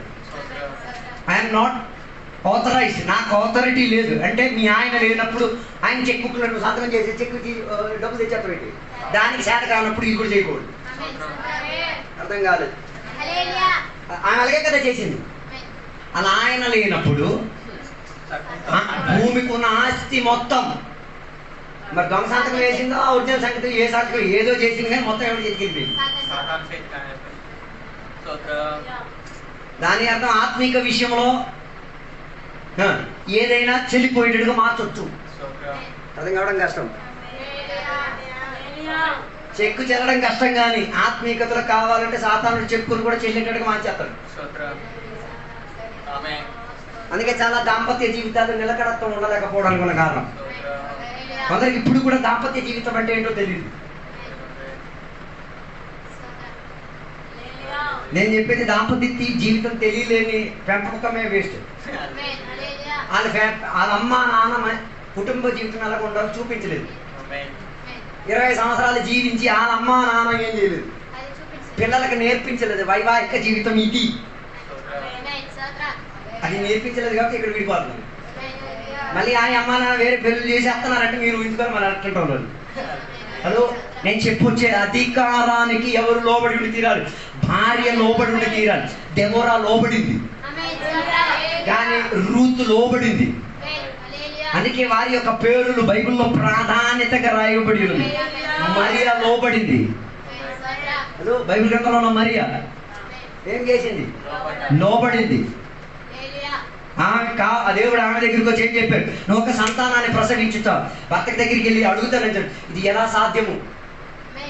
ఇది ఎలా సాధ్యం, నా భర్తకి తెలియదు, ఇది ఎలాగ, నువ్వేంటి వరీ కావద్దు. ఇమ్మానుయేల్ నీ తోడుగా ఉంటే, అత్యున్నత దేవుడు తోడై ఉంటే మాట్లాడాల్సిన దేవుడు ఆయనతో మాట్లాడతాడు. బైబిల్ అలాగే చెప్పేది, యోసేపుతో దేవుడు మాట్లాడాడు. ఒక పక్క యోసేపు వదిలేద్దాం అనుకున్నాడు, మరో పక్క మరియా గర్భవతిగా ఉంది. వదిలేద్దాం గర్భవతి, రెండు సిచ్యువేషన్ మధ్యలో దేవుడికి లోబడి తీరింది కాబట్టి దేవుడు యోసేపుతో మాట్లాడి చెప్పి, నాయన నీ భార్యని చేర్చుకోవడానికి ఎరకాడొద్దు, ఇమ్మానుయేలే పుట్టేది, రక్షకుడే పుట్టేది. హల్లెలూయా. నాయకత్వం ఇచ్చింది, నాయకత్వం ద్వారా అందరినీ ఏలుబడి చేయడానికి కాదు, నాయకత్వం ద్వారా అందరినీ ఇమ్మానుయేల్ దగ్గరికి చర్చకు తీసుకురావడానికి, ఇమ్మానుయేల్తో ఏకపక్షకు తీరడానికి, ఇమ్మానుయేలులో ఉండి తీరడానికి. చాలా మంది నాకు చిన్నయ్య గారు నాకు భయం వేసేది ఆ పదం వినేసరికి. ఎందుకు మరి మీకు ఎలా అంటే అభిమానం ఉడుకు దుడుకు అని ఉంది, నాకు భయం వచ్చేది. ఎందుకు తెలుసా, ఆయన నన్ను ఒక యజమానిగా చూస్తున్నాడా అని ఒక భయం వస్తుంది. ఎలాగా ఆయన ఆ మనిషి నాకన వయసులో పెద్దోడై ఉంటాడు, ఆయన వంగి అయ్యగారు చిన్నయ్య గారు అన్నప్పుడు నా గుండె కొట్టేసుకుంటాను. ఊరు నాయన ఈయన చెప్పిన అయ్యగారు అన్న పదం ఆయన ఒక బానిసగా నన్ను ఒక యజమానిగా మార్చేస్తున్నాదా అని ఆలోచిస్తాను నేను. అందుకే తిరిగి నేను ఆయనకి అయ్యారు అంటాను. కారణం ఏంటి, నాకు మనసాక్షిలో వేదన కలుగుతున్నది. నేను ఆయనకి చెప్పలేదు, వద్దయ్య అలా చెప్పొద్దు. కారణం ఆయన వయసుకి ఆయన అనుబంధానికి నేను చెప్పడానికి యోగ్యుడు కాను. దాని మనసులో ఒక వేదన ఉంది. ఆయన చెప్పిన పదం మూలంగా నేను ఒక యజమానిగాను, ఆయన ఒక పనివాడుగాను, ఆయన నాకు సాక్రిఫైస్ చేసినట్ట నేను ఆయన కొరకు ఆయనకు అధికారం ఇచ్చేటట్టుకున్న పాత్ర కాదు కదా దేవుడా అని మాట మాటకి నేనేం చేస్తున్నాను, తలుచుకొని ఉంటాను. అవకాశం దొరికిన సందర్భాల్లోనే, అయ్యా నన్ను అలా పిలవద్దయ్యా, నాకే మనసాక్షికి వేదన కలుగుతుంది, లేదయ్యా పిలవాలయ్యా. అలా నేను పిలవలేకపోతే నాకున్న యోగ్యత గురించి నాకు అవగాహన. చాలా మంది దేవుని బిడ్డలు, దేవుని సేవకులు చేసే పని ఇతర దేవుని విశ్వాసాలను ఒక పనివారి కింద అవుతున్నాడు. హలో, నా కళ్ళ ముందు జరిగిన విషయం. ఒక విశ్వాసి, ఒక పాస్టర్ గారు ఇంకొక పాస్టర్ గారు కలిసి మాట్లాడడం, తన సంఘంలో వెళ్ళిన ఒక విశ్వాస ఎట్ నుంచి వచ్చారు. వచ్చినప్పుడు ఈ పాస్టర్ గారు ఆ పాస్టర్ గారు మాట్లాడుతుంటారు. అవతల ఉన్న పాస్టర్ గారు అన్నారు, వెళ్తున్నా ఆ విశ్వాసం మీకు తెలుసా? అయ్యా మాకు తెలుసండి, మా ఇంటికాడ పని చేసినవి. చెప్పలేదు, మా చర్చిలో ఉన్న విశ్వాసం చెప్పాలి. ఏం చెప్పారు? మా ఇంట్లో ఓకే పని చేస్తుంటది, ఓకే నో ప్రాబ్లం, కానీ విశ్వాసి కదా. అంటే ఆ విశ్వాసిని పాస్టర్ గారు ఏ రీతిగా ట్రీట్ చేస్తున్నారు? ఒక పనివాడిగా, ఒక పని మనిషిగా పని చేయడానికి. అదే దేవుని బిడ్డలం మనం ఇతరులకు ఏం చేయలేము, పనివారికి ఇచ్చే విలువ ఇవ్వలేము. మరి మీ సిద్ధాంతం ఏ సిద్ధాంతం? నాదే, నేను నమ్మే సిద్ధాంతం మన ఇంట్లో ఎవరైనా చాకరీ పని చేస్తే కనీసం మన చెల్లికి ఇచ్చిన, అక్కకి ఇచ్చిన హక్కు అయిన వాళ్ళకి ఇవ్వాలి. ఎక్కువ లేకపోతే మీ అయ్య మంచి అయ్య కాదు, మీ అమ్మ మంచి అమ్మ కాదు, మీ కుటుంబం మంచి కుటుంబం కాదు. అర్థం కాలేదు అనుకుంటా. నీ ఇంట్లో పని చేసిన ఆమె నీతో ఓకే, పని చేసిన ఆమె ఫీలింగ్ ఉండకూడదు, పని చేసిన ఆమె అని. ఆమె నా చెల్లి, మాకు అక్క ఉంటే అక్క తర్వాత ఇంకెవరు, లేకపోతే ఆమె ఒక చెల్లిగా ఏం చేయగలిగి, నువ్వు కూక్కున్న అదే బల్ల మీద, నువ్వు తింటున్న అదే ప్లేట్ మీద తిని ఒకే ఐక్యతలో కుటుంబం అని రుజువుపరచుకో. ఈ మధ్య ఎవరి గురించి నేను విన్నాను నాకు తెలియదు. పూరి జగన్నాథ్ గారే నేను చెప్పిన డైరెక్టర్ గురించి నేను విన్నాను అనుకో. ఇలా టీవీ ఫోన్ స్క్రోల్ చేసిన అకస్మాత్తుగా వచ్చింది. ఆమె దేవుని బిడ్డ లక్షణం చూపించింది. ప్రభాస్ అని చెప్పిన పెద్ద నటుడి దగ్గరికి భోజనాలు తీసుకొచ్చినప్పుడు ఆ పూరి జగన్నాథ్ గారి ఆవిడ ఆ ఇంట్లో పని చేసిన ఆమె వాళ్ళందరూ కలిసి వచ్చి భోజనం అని తీసుకొచ్చి పళ్ళ మీద పెట్టేశారు. తర్వాత ఆ జగన్నాథ్ గారి భార్య కూడా వచ్చి ఆ పాప ఇంట్లో పని చేసిన పాప, అమ్మ చెల్లి కూర్చోమ్మా అని చెప్పి ప్రభాస్ గారు కూర్చున్న కూర్చి పక్కన కూర్చోబెట్టింది. వీళ్ళందరూ మాట్లాడితే ఆమె మౌనంగా ఉంది. ఏడు తప్ప వీళ్ళందరూ ఏంటి నీ మాట్లాడలేదని ప్రభాస్ గారు అడిగారు. ఏమమ్మా ఎవరమ్మా ఏం మాట్లాడలేదు ఏంటమ్మా అని అడిగారు. అమ్మ అప్పుడు ఆమె చెప్పారు, ఏమమ్మా నా చెల్లె, నా ఇంట్లో కావాల్సిన పరిచర్యం చేసిన చెల్లి.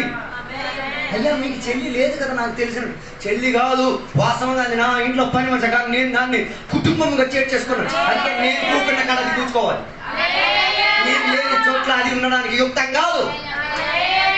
అది వినేసరికి కూర్చున్న కుర్చీ నుంచి ప్రభాస్ గారు లేచిన, అమ్మా దైవ లక్షణం నీలో ఉందమ్మా. దేవుని బిడ్డలు కాదు, అన్యులు. హలో, బోల్డ్ ఆస్తి సంపాదనలు అన్నీ ఉన్నాయి. అట్లాంటి వాళ్ళు కుటుంబముగా చేర్చుకోగలిగి, ఒక తల్లికి పుట్టిన వాళ్ళు కాదు, ఒక రక్తమే, ఒకే కుటుంబం కాదు, ఒకే దేశం కాదు, ఒకే రంగు కాదు, కాకపోయినా అది ఒదిగించుకు తీర్చుకోవడానికి నా మనస్తత్వం. ఇది అందరి వల్ల సాధ్యం కాదు. ఇమ్మానుయేలు తోడున్న వారి కొరకే ఇది సాధ్యం. అట్లాంటి వాళ్ళు ఆత్మీయతలో నాయకత్వం నడిపించుకోగలిగి తీరితే ఏ ప్రజలైనా ఏం చేయొచ్చు, సమాధానభరితంగా నడిపించుకు తీరవచ్చు. ఆ పాత్రను యెహోషువ ఏం చేశాడు, తన కాల తరగతిలో చేయగలిగి తీరేది. దెబోరా చేయగలిగి తీరేది, రూతు చేయగలిగి తీరేది, ఎస్తేరు చేయగలిగి. ఎస్తేరు గురించి చెప్పాలంటే గొప్ప గొప్ప విషయాలు ఉన్నాయి. ఎస్తేరుకి దేశం అంతటికి రాణి అన్న పదవిని ఇచ్చారు, కానీ అధికారానికి లోబడి. రాజులు రాణిల యొక్క చరిత్ర మీరు ఎప్పుడు చదవాలి. వాళ్ళకున్న ప్రత్యేకత ఏంటో తెలుసా? రాజు భర్తగా ఉన్న రాణి రాజుని కలవడానికి యుక్తం కాదు. కలవడానికి వెళ్ళి ముఖాముఖం కలవలేదు. దేనికి? రాజ్య చరిత్రలో మీరు చదివితే తెలిసేకున్నాడు. కారణం ఏంటో తెలుసా? రాజుకి ఎవరంటే కూడా నమ్మకం ఉండదు. కారణం ఏంటి? ఆయన కిరీటం, ఆయన సింహాసనం ఆయనకు గుర్తింపు. మూడోది ఆయన చేతులు ఉన్న రాజుతో. ఈ మూడింటి కోసం ఎప్పుడు కలిసి చేయరు. అర్థం కాలేదు. ఒకటి కిరీటం, రెండోది సింహాసనం, మూడోది రాజు తెలుగు. ఆ రాజదండం ఇంకేం కాదు, అదే వాళ్ళ ఇంటికి ఉన్న మొత్తానికి బీరువా, తాళం, యాక్సెస్ కార్డ్ అంటారు కదా, అదే. అది ఉంటేనే ఏ వస్తువు అయినా ఏం చేయలేదు, తెరవగలిగేది, తీసుకోగలిగేది. అది లేకపోతే రాణి అని సెకండరీ, కుటుంబం అని సెకండరీ. అదో అందుకే రాజు చరిత్రలో చదవాలి దేవుని బిడ్డ, మనకు అవగాహన లేదు. అందుకే ఒక పరిస్థితి వచ్చినప్పుడు రాణి ఏం చేయకూడదు, వెళ్ళకూడదు. ఏం చేయాలి? పర్మిషన్ తీసుకోవాలి. ఎవరి దగ్గర? సెక్యూరిటీ ఆఫీసర్ దగ్గర. రాజు దగ్గరికి, సెక్యూరిటీ ఆఫీసర్ దగ్గరికి వెళ్ళాలి. రాజు చెప్పాలి, ఏంటి ఫలానా టైం 9 గంటల 10 నిమిషాలకి 10 గంటల 10 నిమిషాల వరకు నేను రోజుతో ఏం చేయాలనుకుంటున్నాను, మాట్లాడాలనుకుంటున్నాను. ఇది రాసి ముందు సెక్యూరిటీ ఆఫీసర్ దాన్ని ఏం చేయాలి, అంగీకరించాలి. రాని ఊని అని ఇంటికాడ రాజు నీ పక్కన ఉంటే నువ్వు రాని, లేకపోతే నువ్వు ఏం కాదు, పనికిరాని. అర్థం కాలేదు. ఇది అర్థం చేసుకున్నప్పుడు ఏసయ్యకి మనకేమైనా అనుభవాలు తెలుసుకోవాలి.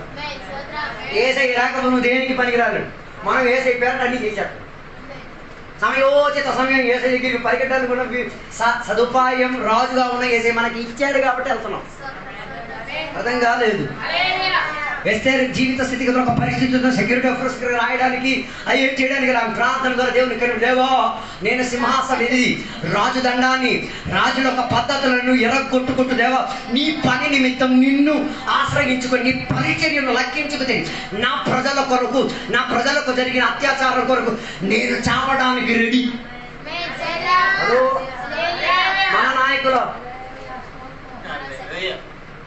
మన నాయకులు దెబ్బలు కొట్టే సిచ్యువేషన్ పారిపోయేవాడు, ఆడ నాయకుడు అని పిలవకూడదు. ఫర్ ఎగ్జాంపుల్ మీరు సువార్తకి వెళ్ళారు, నేను నడిపించుకోవడానికి వెళ్ళాను. ఫస్ట్ దెబ్బ నేనే గాయాలి, లాస్ట్ దెబ్బ కూడా నేనే గాయాలి. తోటి విశ్వాసులు ఏం గాయకూడదు. పోయిన 24వ తారీఖు 20 సంవత్సరాలు ప్రార్థనకి వెళ్ళారు. ప్రార్థనకి వెళ్ళిపోయి మరి మన వాళ్ళు ట్రైన్ చూడడం మర్చిపోయారా ఏం చేశారు, కానీ ఆత్మిక ఆనందంలో ఇవన్నీ మర్చిపోయారు. ట్రైన్ ఉన్నదని, ట్రైన్కి వెళ్ళాలని అన్ని మర్చిపోయారు. సహజం కదా, పిల్లలు కదా, మర్చిపోతారు. మర్చిపోయి వాళ్ళు టెన్షన్ ఫ్రీగా ఉన్నారు. కారణం ఏంటో తెలుసా? వాళ్ళకి తెలుసు కావాలంటే మమ్మల్ని తీసుకెళ్ళిన నాయకు 2 ట్రిప్పులు వేస్తారు. అందుకే వాళ్ళు ధీమాగా ఏ టెన్షన్ లేకుండా కూర్చున్నారు. ఎవడి ముఖం ఒక టెన్షన్ లేదు. హలో, మీరు అయితే ధ్యానం తినేస్తారు. నాకు అది ఆశ్చర్యం కాదు. ఈ కనీసం ఇంటి వరకైనా కలగచ్చు కదా. పైగా తీసుకెళ్ళారు, బండి ఏమి అరేంజ్ చేయలేదు, ఏం చేయలేదు, మేము నట్టతా ఉన్నాం. అది కూడా చెప్పట్లేదు. నేను మాటకి వెనక్కి తిరిగి చూస్తున్నా. ఈ ఫోన్లు చేస్తారా, ఏదైనా క్రికెట్ చేస్తారా, ఏదైనా డైలాగ్ చెప్పాలా, రెడీగా ఎవడు ఏం చేయట్లేదు. ఇండైరెక్ట్ మేము వస్తాం కదా, నీకు ఎందుకు టెన్షన్? ఇంట్లో పడుకోవచ్చు కదా, మీ పని మీద చూసుకోవచ్చు కదా, ఎందుకు ఇంత టెన్షన్? నువ్వు పేదరికాలు వెళ్ళలేదు, మేము వెలిగ్గా వెళ్ళేవేంటి? మరి అవతల మనకి ఏం అర్థం లేదు, కానీ ఫోన్ కట్టేసి పడుకుని పెట్టు. విశ్వాసం ఉన్నారు. కారణం ఏంటి? వాళ్ళకి తెలుసు మాకున్న నాయకుడు మంచి నాయకుడు. హల్లెలూయా. సగం త్రోవలో వాళ్ళకి ఆటో అరేంజ్మెంట్ చేశారు. ఆటో అరేంజ్ చేస్తే నాయకుడు దిగారు, ఆయన ఆటో ఎక్కి వీళ్ళందరూ బండి ఎక్కించారు. బండి ఎక్కించిన తర్వాత నాకు అన్నారు, 20 నిమిషాలు నీ చేతిలో ఉంది, నువ్వు ఎలా కొట్టుకోవడం నాకు తెలియదు, బండికి వెళ్ళిపోవాలి. నేను అనుకుని తోడు కూర్చున్నా, కనీసం అభిషేకంతో అన్ని భాషతో ఆరాధన ఏం చేస్తారు. ఎక్కడ అందరూ సైలెంట్ కూర్చొని చూస్తాడు. తిడతాడు ఇప్పుడు, కొడతాడు ఇప్పుడు, ఏమంటాడు ఇప్పుడు, సైలెంట్ కూర్చున్నాడు.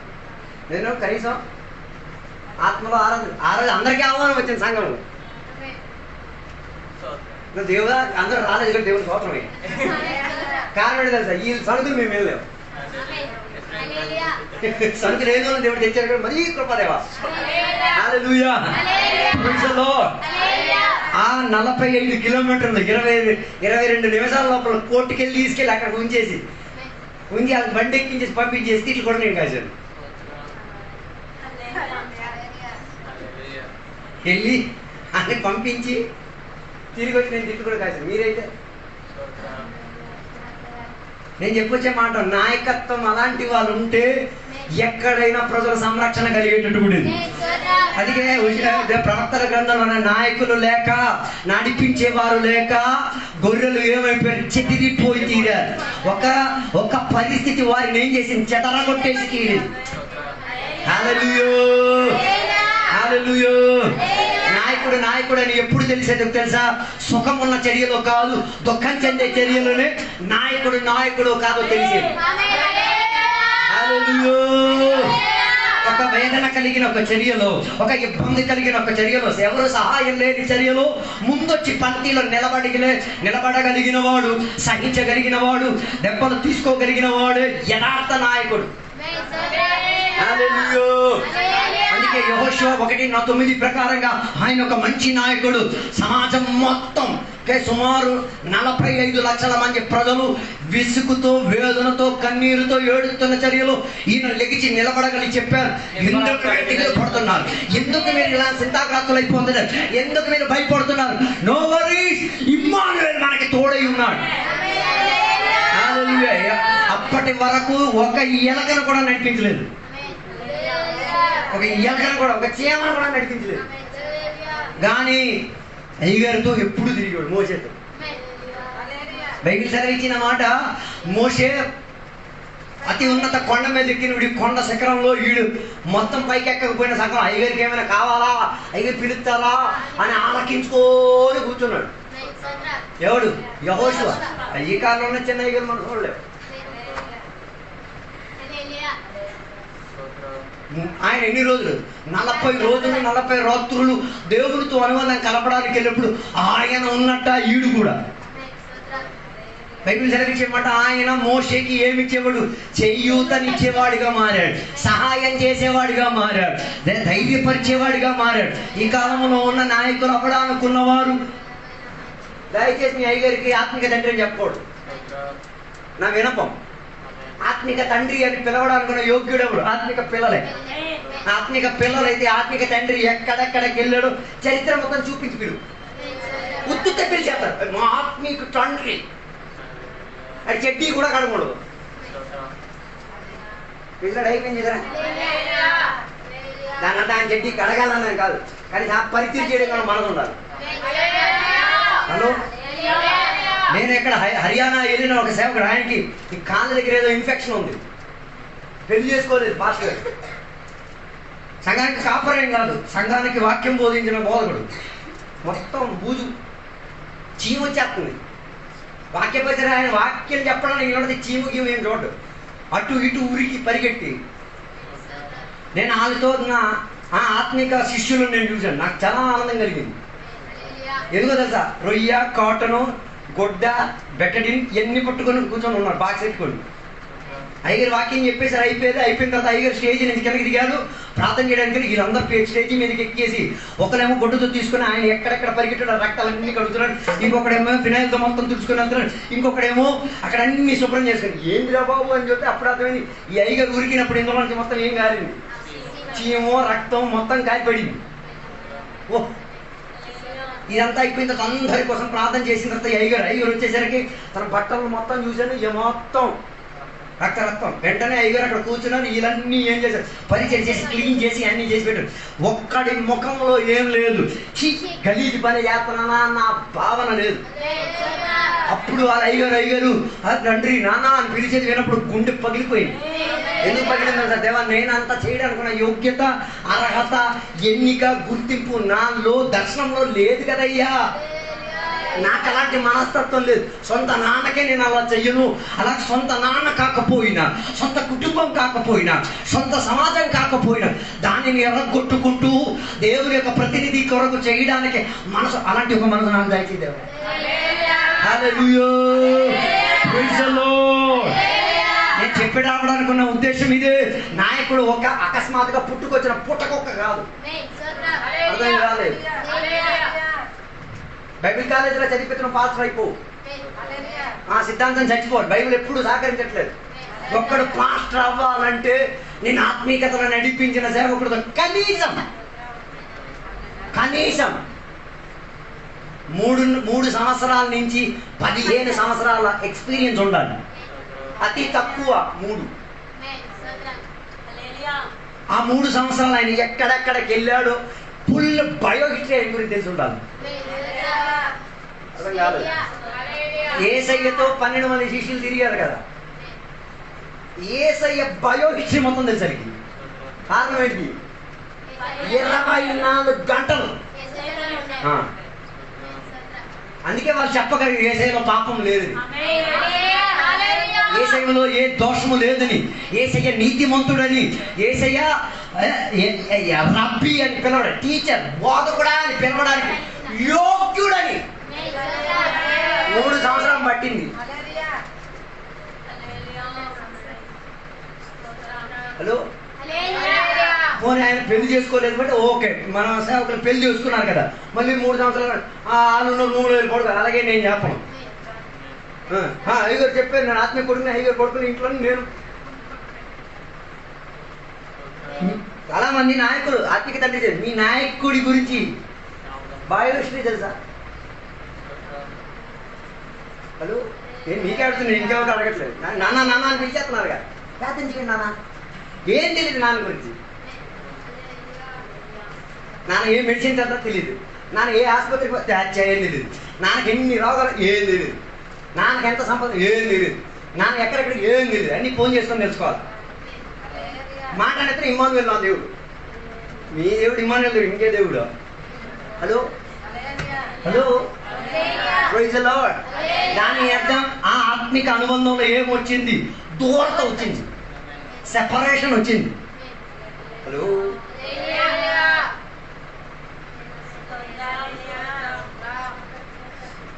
కానీ యెహోషువకు పిలిచారు కదా, మోషే గురించి మొత్తం బయోహిస్టరీ మొత్తం చెప్తాడు.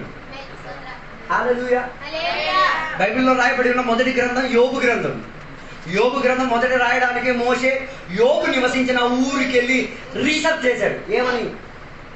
యోబు ఎట్టాంటోడు, ఆ ఊర్లో ఉన్న చిన్న బచ్చగాడి దగ్గర నుంచి సావడానికి రెడీ అయిపోయిన ముసలోడి దగ్గరికి వెళ్ళి చరిత్ర మొత్తం అడిగి తెలుసుకున్నాడు. తెలుసుకొని వచ్చి కూకొని రాయలే, తెలుసుకొచ్చి వీటన్నిటిని ధ్యానించడం మొదలెట్టాడు. దేవా, తన చరిత్ర సాక్ష్యం నేను విన్నాను దేవా, ఆయనకి నేను ఏం కాదు, ఆత్మిక కుమారుని కాను నేను, నాకు ఆయనతో ఆత్మిక అతిక అనుబంధం ఏమి లేదు. కృప దయచేయి దేవా. దేనికి? ఆయనని అర్థం చేసుకోవడానికి, ఆ అర్థం చేసుకున్న దానిని ఆత్మ పూర్ణతతో రాసి నీకు అట్టించి ఇవ్వడానికి. అర్థం కాలేదు. అందుకే యోబు గురించి మోషే సాక్ష్యం చెప్పేది, నీతిమంతుడు, యథార్థవంతుడు, దేవుని కొరకు కనిపెట్టుకున్నాడు, పాపాన్ని ఏం చేసేవాడు? విసర్జించి. ఓ మై, ఒక వ్యక్తి ఇంకొక వ్యక్తిని పర్సనలీ తెలియకపోతే పాపం గురించి తెలియదు. అర్థం కాలేదు. ఒక వ్యక్తి నీతిమంతుడో పాపో తెలియాలంటే కనీసం ఎంత దగ్గరుంటే తప్ప తెలుసుకోలేదు. హలో, పెంతెకొస్తు సంఘంలో సేవకులకు ఓర్డైన్ చేసేటప్పుడు, సంఘానికి బాధ్యత ఇచ్చేటప్పుడు ఫస్ట్ భార్యని పిలుస్తారు. ఏమడుగుతారు? ఈ పరిచర్యకీడు భార్య ఓకే, మా ప్రేమ ఏదో సేవలు కొని చెప్తారో అని చెప్పే మీద ఓకే మంచోడే, పిల్లలు పిలుస్తారు. మీ నాయన మంచోడా? మీ ఇంట్లో అన్ని పరిస్థితులు చూస్తున్నారా? పిల్లలకి ఏం చేయలేము కదా.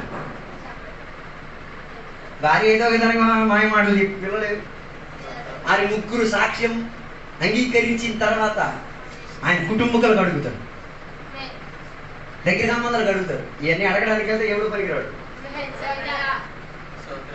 అందుకే చాలా మంది ఏం చేస్తారు, ఏం అడగరు.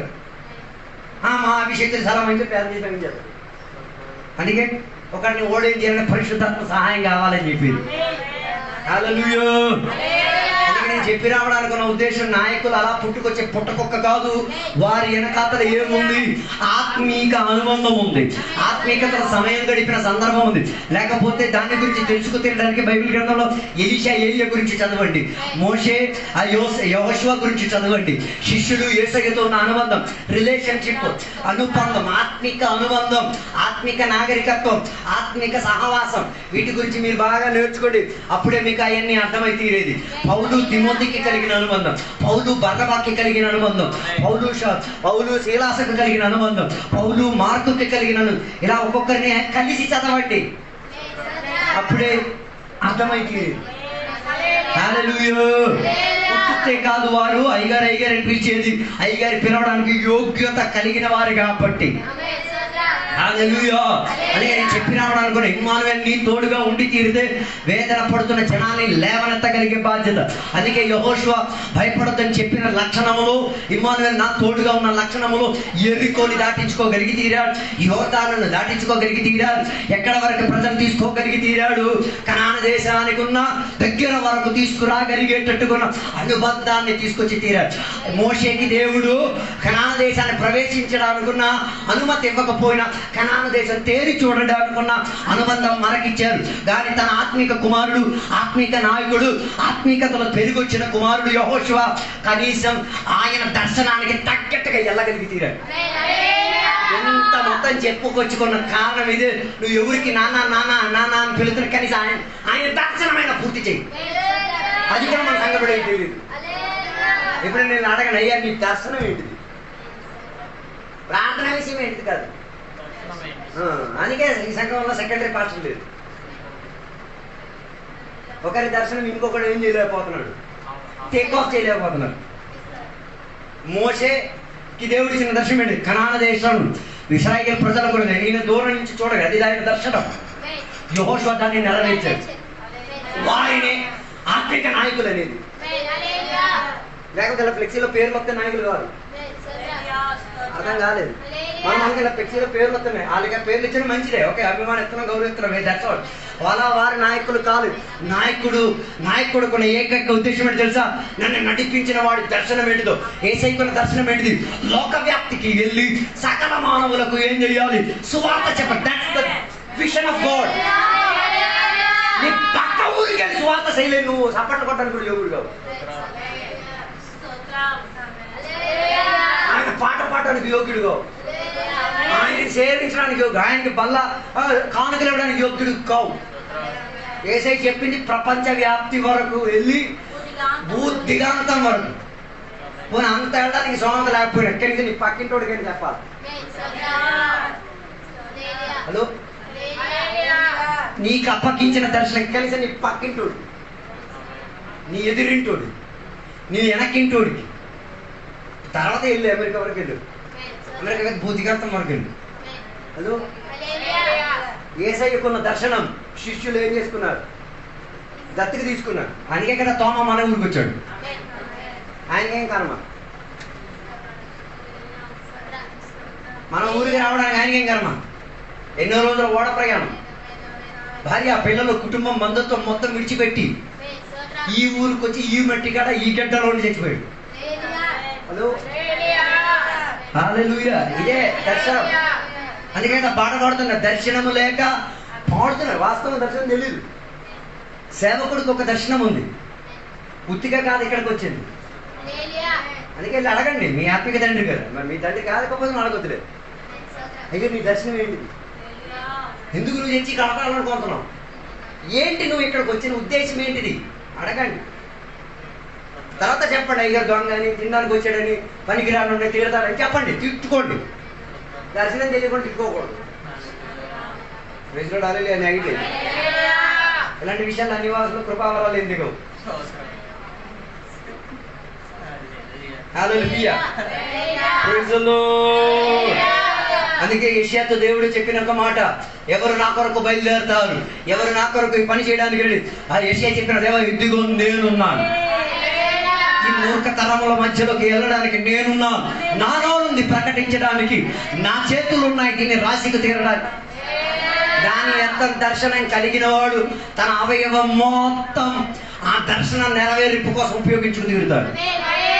హల్లెలూయా, హల్లెలూయా. అందుకే యెహోషువ దర్శనం కలిగిన వాడు. ఈ పగటి వేళ నిన్ను కడిగేది, నేను ఆత్మీయతను నటిపించి వచ్చిన నాయకుడుకున్న దర్శనం నెరవేర్చి తీరడానికి ఇమ్మానుయేలు నీకు తోడుండే తీరి. యెహోషువతో దేవుడు తోడై ఉండి తీరాడు అని చెప్పడానికి కారణం, మా మోషే గారికి ఇచ్చిన దర్శనం నేను నెరవేరుస్తా. హల్లెలూయా. బైబిల్ చెప్పిన మాట, కనాను దేశంలో ఎందరూ ప్రవేశించారు, ఇద్దరు మాత్రం ప్రవేశించారు. అందులో ఇద్దరి పేరు కాలేబు.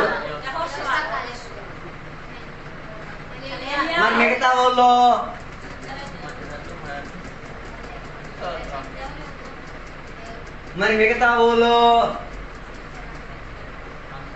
ఇండైరెక్ట్ గా ఎవడు దర్శనం పొందుకున్నాడు ఆడ హాజరయ్యాడు. మిగతా వాళ్ళ సంగతి రాయబడలేదు, కానీ ఆడ హాజరయ్యా, ఐ కంప్లీటెడ్ మై రేస్. నేను నాకు అప్పగించిన దర్శనాన్ని, ఇమ్మానుయేలు నాకు తోడు తోడు తోడు అన్న దానిని కనాను దేశంలో వచ్చి చూపించుకోగలిగి తీరాడు. హల్లెలూయా. ప్రారంభం చాలా super. The story end climax చూసుకోవాలి. సింహాసనమ్మ చాలా మంచి ఆమె, ఆరాధన కొరకు ఆతృత, ప్రార్థనకి తీసుకురాక ఏది తిట్టేది, నన్ను చిన్నకి ఎడతడా బాయించేది. నన్నైతే అనేది నువ్వు ఏం పాటలు బోధించావు. చిన్న నాకు వచ్చండి, అయ్యా నీకు అయ్యిందంటే నేనంట నీకు అయ్యిందంట. చిన్న నేను అంటాను, పర్లేదు ఇంకేంటి ముసలామి మనం ఏం చేయలేదు, తల్లి ఎంత తిట్లు కాసుకోవడమే. నవ్వి దేనికి తిట్టేది, నన్ను ఎందుకు తీసుకురాలేదు. ఓ భాగ్యం చెందిన తల్లి, దేని కొరకు ఆతృత. ఒకరోజు నేను బైబిల్ తీసుకొని రాలేదు, పాస్టర్గా ఉండి పాస్టర్ కొడుకు బైబిల్ లేకుండా వచ్చావా, ఒక్క నిమిషం నేను ఫ్యూజ్ అయిపోయింది. నేను మా అమ్మ కూడా నాకు అలాగే అనలేదు. పాస్టర్ అయ్యుండి పాస్టర్ కొడుకు అయ్యుండి ఇంకా నాకు చెప్పడానికి ఏంటి మాట్లాడలేవు. నేను ఇదిగో చదువు రాకనాన్ని కానుకలు కూడా పెట్టి తిరుగుతున్నా. ఏది కానుకలు? మొన్న ఎక్కడో ప్రార్థనకి వెళ్ళిన కానుకలు రెడీ చేయండి, అప్పుడు అన్ని లేపేసి వెళ్తానండి ఇంటికి కానుక తేడానికి. మరి కానుకకి వీపు నమస్కారం చేయడానికి చేశారేమో అనిపించింది. అంటే ప్రార్థన ఉంది, కానుక ఒకటి బైబిల్లో ఉండాలని ఇంకిది జ్ఞానం లేదు. Hello, praise Lord. అప్పుడే బీరువా తాళము మనిషి కూర్చొని నేను చూసేసరికి సగం మంది మనిషి మాయమైపోయారు. ఎక్కడికి వెళ్ళారు? తిరిగి వచ్చాను. నేను మా తాళం మాత్రం తెచ్చా, బీరువా తెచ్చామని అడిగాడు. మాత్రం తెచ్చావా బీరువా? నేను పెద్ద సామగ్రి ఏమో ఎత్తుకోవడానికి వెళ్ళాడు. సో అది కూడా ముడి సెట్ చేసుకొని వెళ్తున్నాను, సిగ్గులేదని అడిగాడు. మరి అలాంటి వాళ్ళు ఎగ్జాక్ట్ నేను సింహాసనం అభిమానం. ఆమె బైబిల్లో ఎప్పుడు 2 కోణులు ఉంటాయి. బైబిల్ కవర్ లోపల 20 రూపాయలు ఒక పక్క, 50 రూపాయలు ఒక పక్క అన్ని పెడతా. అది తీయదు. ఎక్కడైనా కోణులు ఎమర్జెన్సీ అవుతా అదే తీసేది, డబ్బు లేకపోతుంది. సిద్ధపాటు అది. హలో, బైబిల్ అందరూ చదవండి. ఇచ్చుకుచ్చు విషయంలో ఎప్పుడు సిద్ధపరిచినది తెచ్చారు, అప్పుడు తెచ్చే వేసిన గాయలు కాదు. మనోళ్ళందరూ అప్పుడు తెచ్చిన వేసిన గాయలే. అప్పుడు తెచ్చిన గాయలు వేస్తే ఏమవుతుంది? సరిగ్గా ఉడుకోడు. ఇచ్చిన కోట్లాస్తి ఇచ్చిన సిద్ధపరిచింది ఏముంటుంది? సిద్ధపరిచింది. ఫర్ ఎగ్జాంపుల్ 1000 రూపాయలు నీ చేతికి వచ్చింది, 200 తీసిపెట్టి ఇది సిద్ధపరిచింది, ఇది నేను దేవుని పని కోసం, ఇది ఇంకా దేనికోసం నేను ఏం చేయను, వాడను, ముట్టను. ఆ రోజే నీకేదో అవసరం అవుతుంది, దాని మీద నీ కన్ను ఉన్నా ముట్టను. అది నేను కానుకలు వేయడానికి గురించినది, అది ఇంకే పనికి. ఇది అలాగే ఉండదు. ఇది బజార్కి వెళ్ళింది, మటన్ షాప్కి వెళ్ళింది, చికెన్ షాప్కి వెళ్ళింది, కుష్ఠోడు చేతిలో అక్కడ కూడా ముడిసి కూర్చుంది, అక్కడి నుంచి అన్ని తిరిగి. హలో, హల్లెలూయా. అందుకే వేర్పాటు అన్న దానిని బైబిల్ ప్రాధాన్యతగా చెప్పేది. వేర్పాటు జీవితంలో మాత్రం కాదు, ఇచ్చు పుచ్చు విషయంలో కూడా ఏముండాలి. హల్లెలూయా. ఇంకా నదికి చేయలేదు కదా, సోపు కలిపి కొట్టుడే గురుగొంటాం మిక్చర్ అయిపోయింది. Praise God. హల్లెలూయా. అందుకే యెహోషువ ఎక్కడ చేరగలిగి తీరాడు? కనాన దేశ దర్శనం పూర్తి పరచుకోగలిగి తీరాడు. ఇమ్మానుయేలు అయిన దేవుడు తోడుగా ఉంటే నీ దర్శనం ఆయన ఏం చేయగలుగుతాడు? తీర్చగలుగుతాడు. హల్లెలూయా. మన సంఘంలో మరణించిన కొందరు భాగ్యవంతులు, వారి దర్శనం వారు ఏం చేయగలిగి తీరారు? తీర్చగలిగి తీరారు. హల్లెలూయా. ఏ దర్శనం కొరకు నిలబడ్డారో ఆ దర్శనాన్ని ఏం చేశారు? పూర్తి పరచుకోగలిగి తీరారు. నాకు తెలిసిన కొండమ్మ గారు, నాకు తెలిసిన సింహాసనం అమ్మగారు, నాకు తెలిసిన లక్ష్మీ అమ్మగారు వారి వారి కడ ముట్టింపును ఏం చేయగలిగారు? పూర్తి పరచుకోగలిగి తీరారు. లక్ష్మీ అమ్మ అని చెప్పిన అమ్మ వాళ్ళ ఇంట్లో ఆయన మాత్రం కాదు, వాళ్ళ అమ్మ కూడా ఉండే. మన విశ్వాసులు ఎవరు ప్రార్థన కూడా వెళ్ళేవారు కాదు. ఆ అమ్మ ప్రతి బుధవారం వాళ్ళ ఇంట్లో ఏం చేసేది? ఎవరు రాకపోయినా పర్వాలేదు, అయ్యగారు బాబు అమ్మ పిల్లలు వస్తే చాలు. ఒక పక్క వాళ్ళ అమ్మ దగ్గుతూ కూర్చొని, ఎందుకమ్మా పేదలు, మా అమ్మ చర్చికి వెళ్ళడం కాదు వల్ల కాదు కదా అయ్యా, కానీ నేను చర్చి ఆరాధన చేసే అవకాశం నేను ఇస్తాను. గుండె పగిలిపోయింది. మొత్తం అంగవైద్యమే. కూకున్న మంచం, పడుకున్న మంచం కాదు, 1 2 ఆ ఇంటికి గడపెట్టి మిమ్మల్ని బయటికి అంత ఘోర కంపు. ఆ ఇంటి గల యజమాని 100 రూపాయలకి ఆ ఇల్లు వారికి ఇచ్చారు. కానీ ఆ అమ్మ తన సొంత తల్లికి కూడా ఆరాధన కావాలి, ఆరాధన దొరికి తీరాలి. సహవాసం మరణించింది, భాగ్యమరణం పొందింది. హలో, మన వాళ్ళందరూ ఆరాధన ఎగ్గొట్టేసుకొని తిరిగేస్తున్నారు. ఆరాధన అంటే అసలు నిర్లక్ష్యత అయిపోయింది. మీ కళ ముట్టించే దర్శనం ఏమవుతుందో అని ఆతృత పడుతుంది.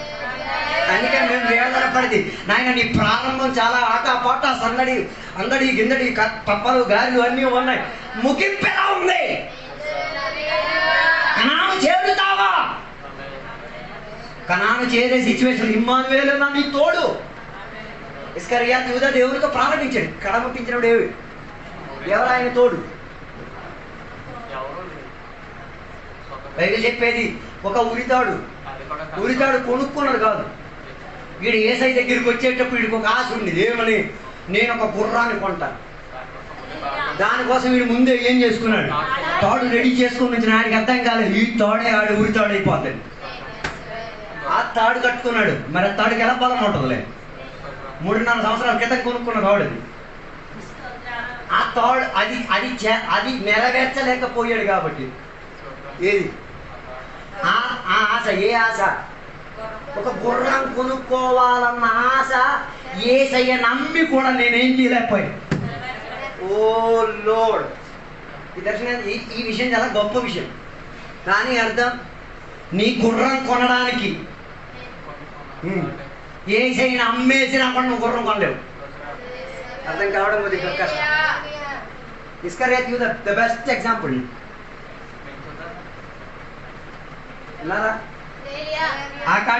ఆనాటి కాలంలో గుర్రం ఎంత ప్రాధాన్యం, ఈనాటిలో BMW కార్ లాగా, లేకపోతే వెళ్ళే ఫ్లైట్ లాగా అంత ఖరీదు. దాని అర్థం యేసయ్యని అమ్మేసి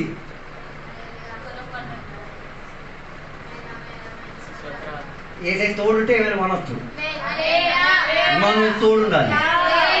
ఇమ్మానుయేలుని అమ్మేసి సాధించలేవు. అందుకే పగటి వేళ దర్శనాన్ని ఒక్కసారి తిరిగి ఆలోచించండి.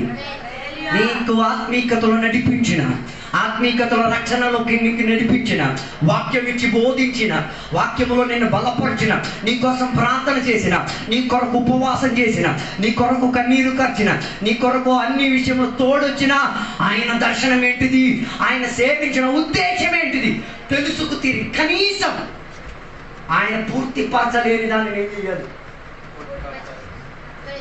అట్లాంటి దేవుడు ఇమ్మానుయేలు, లేకపోయినాడు దేవుడు ఇంక ఇమ్మానుయేలు. హలో, అందుకే ఈ పగటి వేళ ఆలోచించండి. దేవుని యొక్క సన్నిధిలో ఒప్పుకు తీరుదాం. దేవా, దర్శనము లేక, అభిషేకము లేక, దర్శనాన్ని గురించి ఆలోచన లేక, దేవ మూర్ఖతర జనములాగా మారిపోయాం. ఈ రాత్రి వేళ నీకు, ఈ పగటి వేళ నీ కృప మాకు కావాలి, నీ సహాయం మాకు కావాలి. దేవా, బైబిల్ గ్రంథంలో మేము వినగలిగి తీరాం, దర్శనానికి ఒక కాల తరగతి ఉంది. దానిని భార్య భాగిస్తులుగా వహించి నెరవేర్చే బాధ్యత నాకు దయచేయము దేవా. అలాంటి వారి కొరకు ఇమ్మానుయేలు తోడై ఉండి తీరేది. మోషే యొక్క ఆశలను, మోషే యొక్క దర్శనాన్ని యెహోషువ నెరవేర్చుకోగలిగి తీరారు. యోసేపు యొక్క దర్శనాన్ని ఇశ్రాయేలు ప్రజలు నెరవేర్చుకోగలిగి తీరారు. యేసయ్య యొక్క దర్శనాన్ని శిష్యులు నెరవేర్చుకోగలిగి తీరారు. ఈ పగటి వేళ దేవుడు మనకిచ్చిన దర్శనం, నీ కాపరికి ఇచ్చిన దర్శనాన్ని నువ్వు నెరవేర్చగలిగి తీరుతున్నావా? లేక ఉత్తుత్తే ఆయన అయ్యగారిని పిలిచి, ఉత్తుత్తే ఆయనను వాడేసి, ఉత్తుత్తే నీ అవసరాలు తీర్చుకోవడానికి ఆయనను ఉపయోగించుకు తీరుతున్నావా? ఈ ఉపవాస కూడికలు ఒక్కసారి పరిశోధించుకో. అలాగైతే తీరింది. పగటి వేళ దేవునికి చెప్పు, దేవా తప్పు జరిగిపోయింది, మందింపు దయచేయండి, మనసాక్షి నన్ను పొడుస్తున్నది, సహాయం దయచేయండి దేవా. ఈ పగటి వేళ ఇందులో ఒక క్రమాన్ని తెచ్చుకు తీరడానికి నేను సిద్ధం దేవా అనే ఆసక్తి కలిగిన వారు నాతో కలిసి హృదయాన్ని ఎర్రగొట్టుకుంటూ కన్నీరు కార్చగలిగి తీరితే, ఏడవగలిగి తీరితే, బద్దల కొట్టే మనస్తత్వంతో దేవుని సల ప్రార్థన చేయగలిగి తీరితే కలిసి ప్రార్థన చేద్దాం. పరిశుద్ధ మహోన్నతుల దేవానికి వందనాలు. దేవా, ఇమ్మానుయేలు అయిన దేవుడు మా తోడుగా ఉన్నది. యెహోషువ లాగా దర్శనం పంచుకోవడానికి, దర్శనానికి నెరవేర్పులోకి తీసుకొచ్చి తీరడానికి. దేవా, ఈ పగటి వేళ వాక్యం అనేక చోట్ల మమ్మల్ని తాకేలి తీరింది దేవా. దానిని నిర్లక్ష్య పెట్టడానికి కాదు దేవా, లక్ష్య పెట్టి తీరడానుకున్న మనసాక్షిని నాకు దయచేయదేవా. ఆ మనసాక్షికి వేదన పరిచేటట్టుగా గత కాలంలో దేవా ఈ నాకు నచ్చింది, నాకు తోచింది నేను ప్రాధాన్యత అనుకున్నా దేవా. ఈ పగటి వేళ వాటిని వదిలేసుకొని ఒక ఉడంబడికలోకి వస్తున్నాను దేవా. దేవా, నీవు ఆశించిన దానిని నాయకత్వం వహించాలా, నాది నేర్పించిన పద్ధతి ప్రకారంగా నేను చేసి తీరుతా దేవా. దర్శనం పూర్తిపరచాలా, దాన్ని నేర్పించిన విధానంగా, తెలిసిన విధానంగా నేను పూర్తిపరిచి తీరుతా. ఈ పగటి వేళ దేవా నీ సన్నిధిలో నేను ఒప్పుకుంటున్నాం దేవా. మమ్మల్ని సహాయం దయచేయండి దేవా. ఉట్టివారిగా కేవలం ఆదివారం మాత్రం హాజరై చప్పట్లు కొట్టే జనం కాకుండా ఏదైనా సాధించాము, సాధించి విజయ జెండాని ఎత్తాం. దేవుడు నా ధ్వజము, ఇమ్మానుయేలు నా తోడు, ఇమ్మానుయేలు నాకు సహాయకుడు అన్నట్టుగా కొన్ని ఉపస్థాపనలు రాబోయే రోజుల్లో కనబడినందుకు స్తోత్రం దేవా. చరిత్ర పేజీల్లో దేవాది రుజువుగా మారి తీరినందుకు స్తోత్రం. దీవెనలతో నింపినందుకు స్తోత్రం. సహాయపరిచినందుకు స్తోత్రం. యేసు నామములో అడిగి వేడుకున్న పరమ తండ్రి, తండ్రి యొక్క కుమార యొక్క పరిశుద్ధాత్మక సహవాసం ఇప్పుడు వెళ్ళప్పుడు ఎక్కడికి వచ్చిన భక్తులతో దేవాన్ని రెండో రాకడ వరకు తోడై ఉందును గాక. యేసు రక్తమే జయం, యేసే వాక్యమే జయం, యేసే నామమే సంపూర్ణ విజయం కలుగును గాక. ఆమేన్. అందరికీ వందనాలు. Praise lord.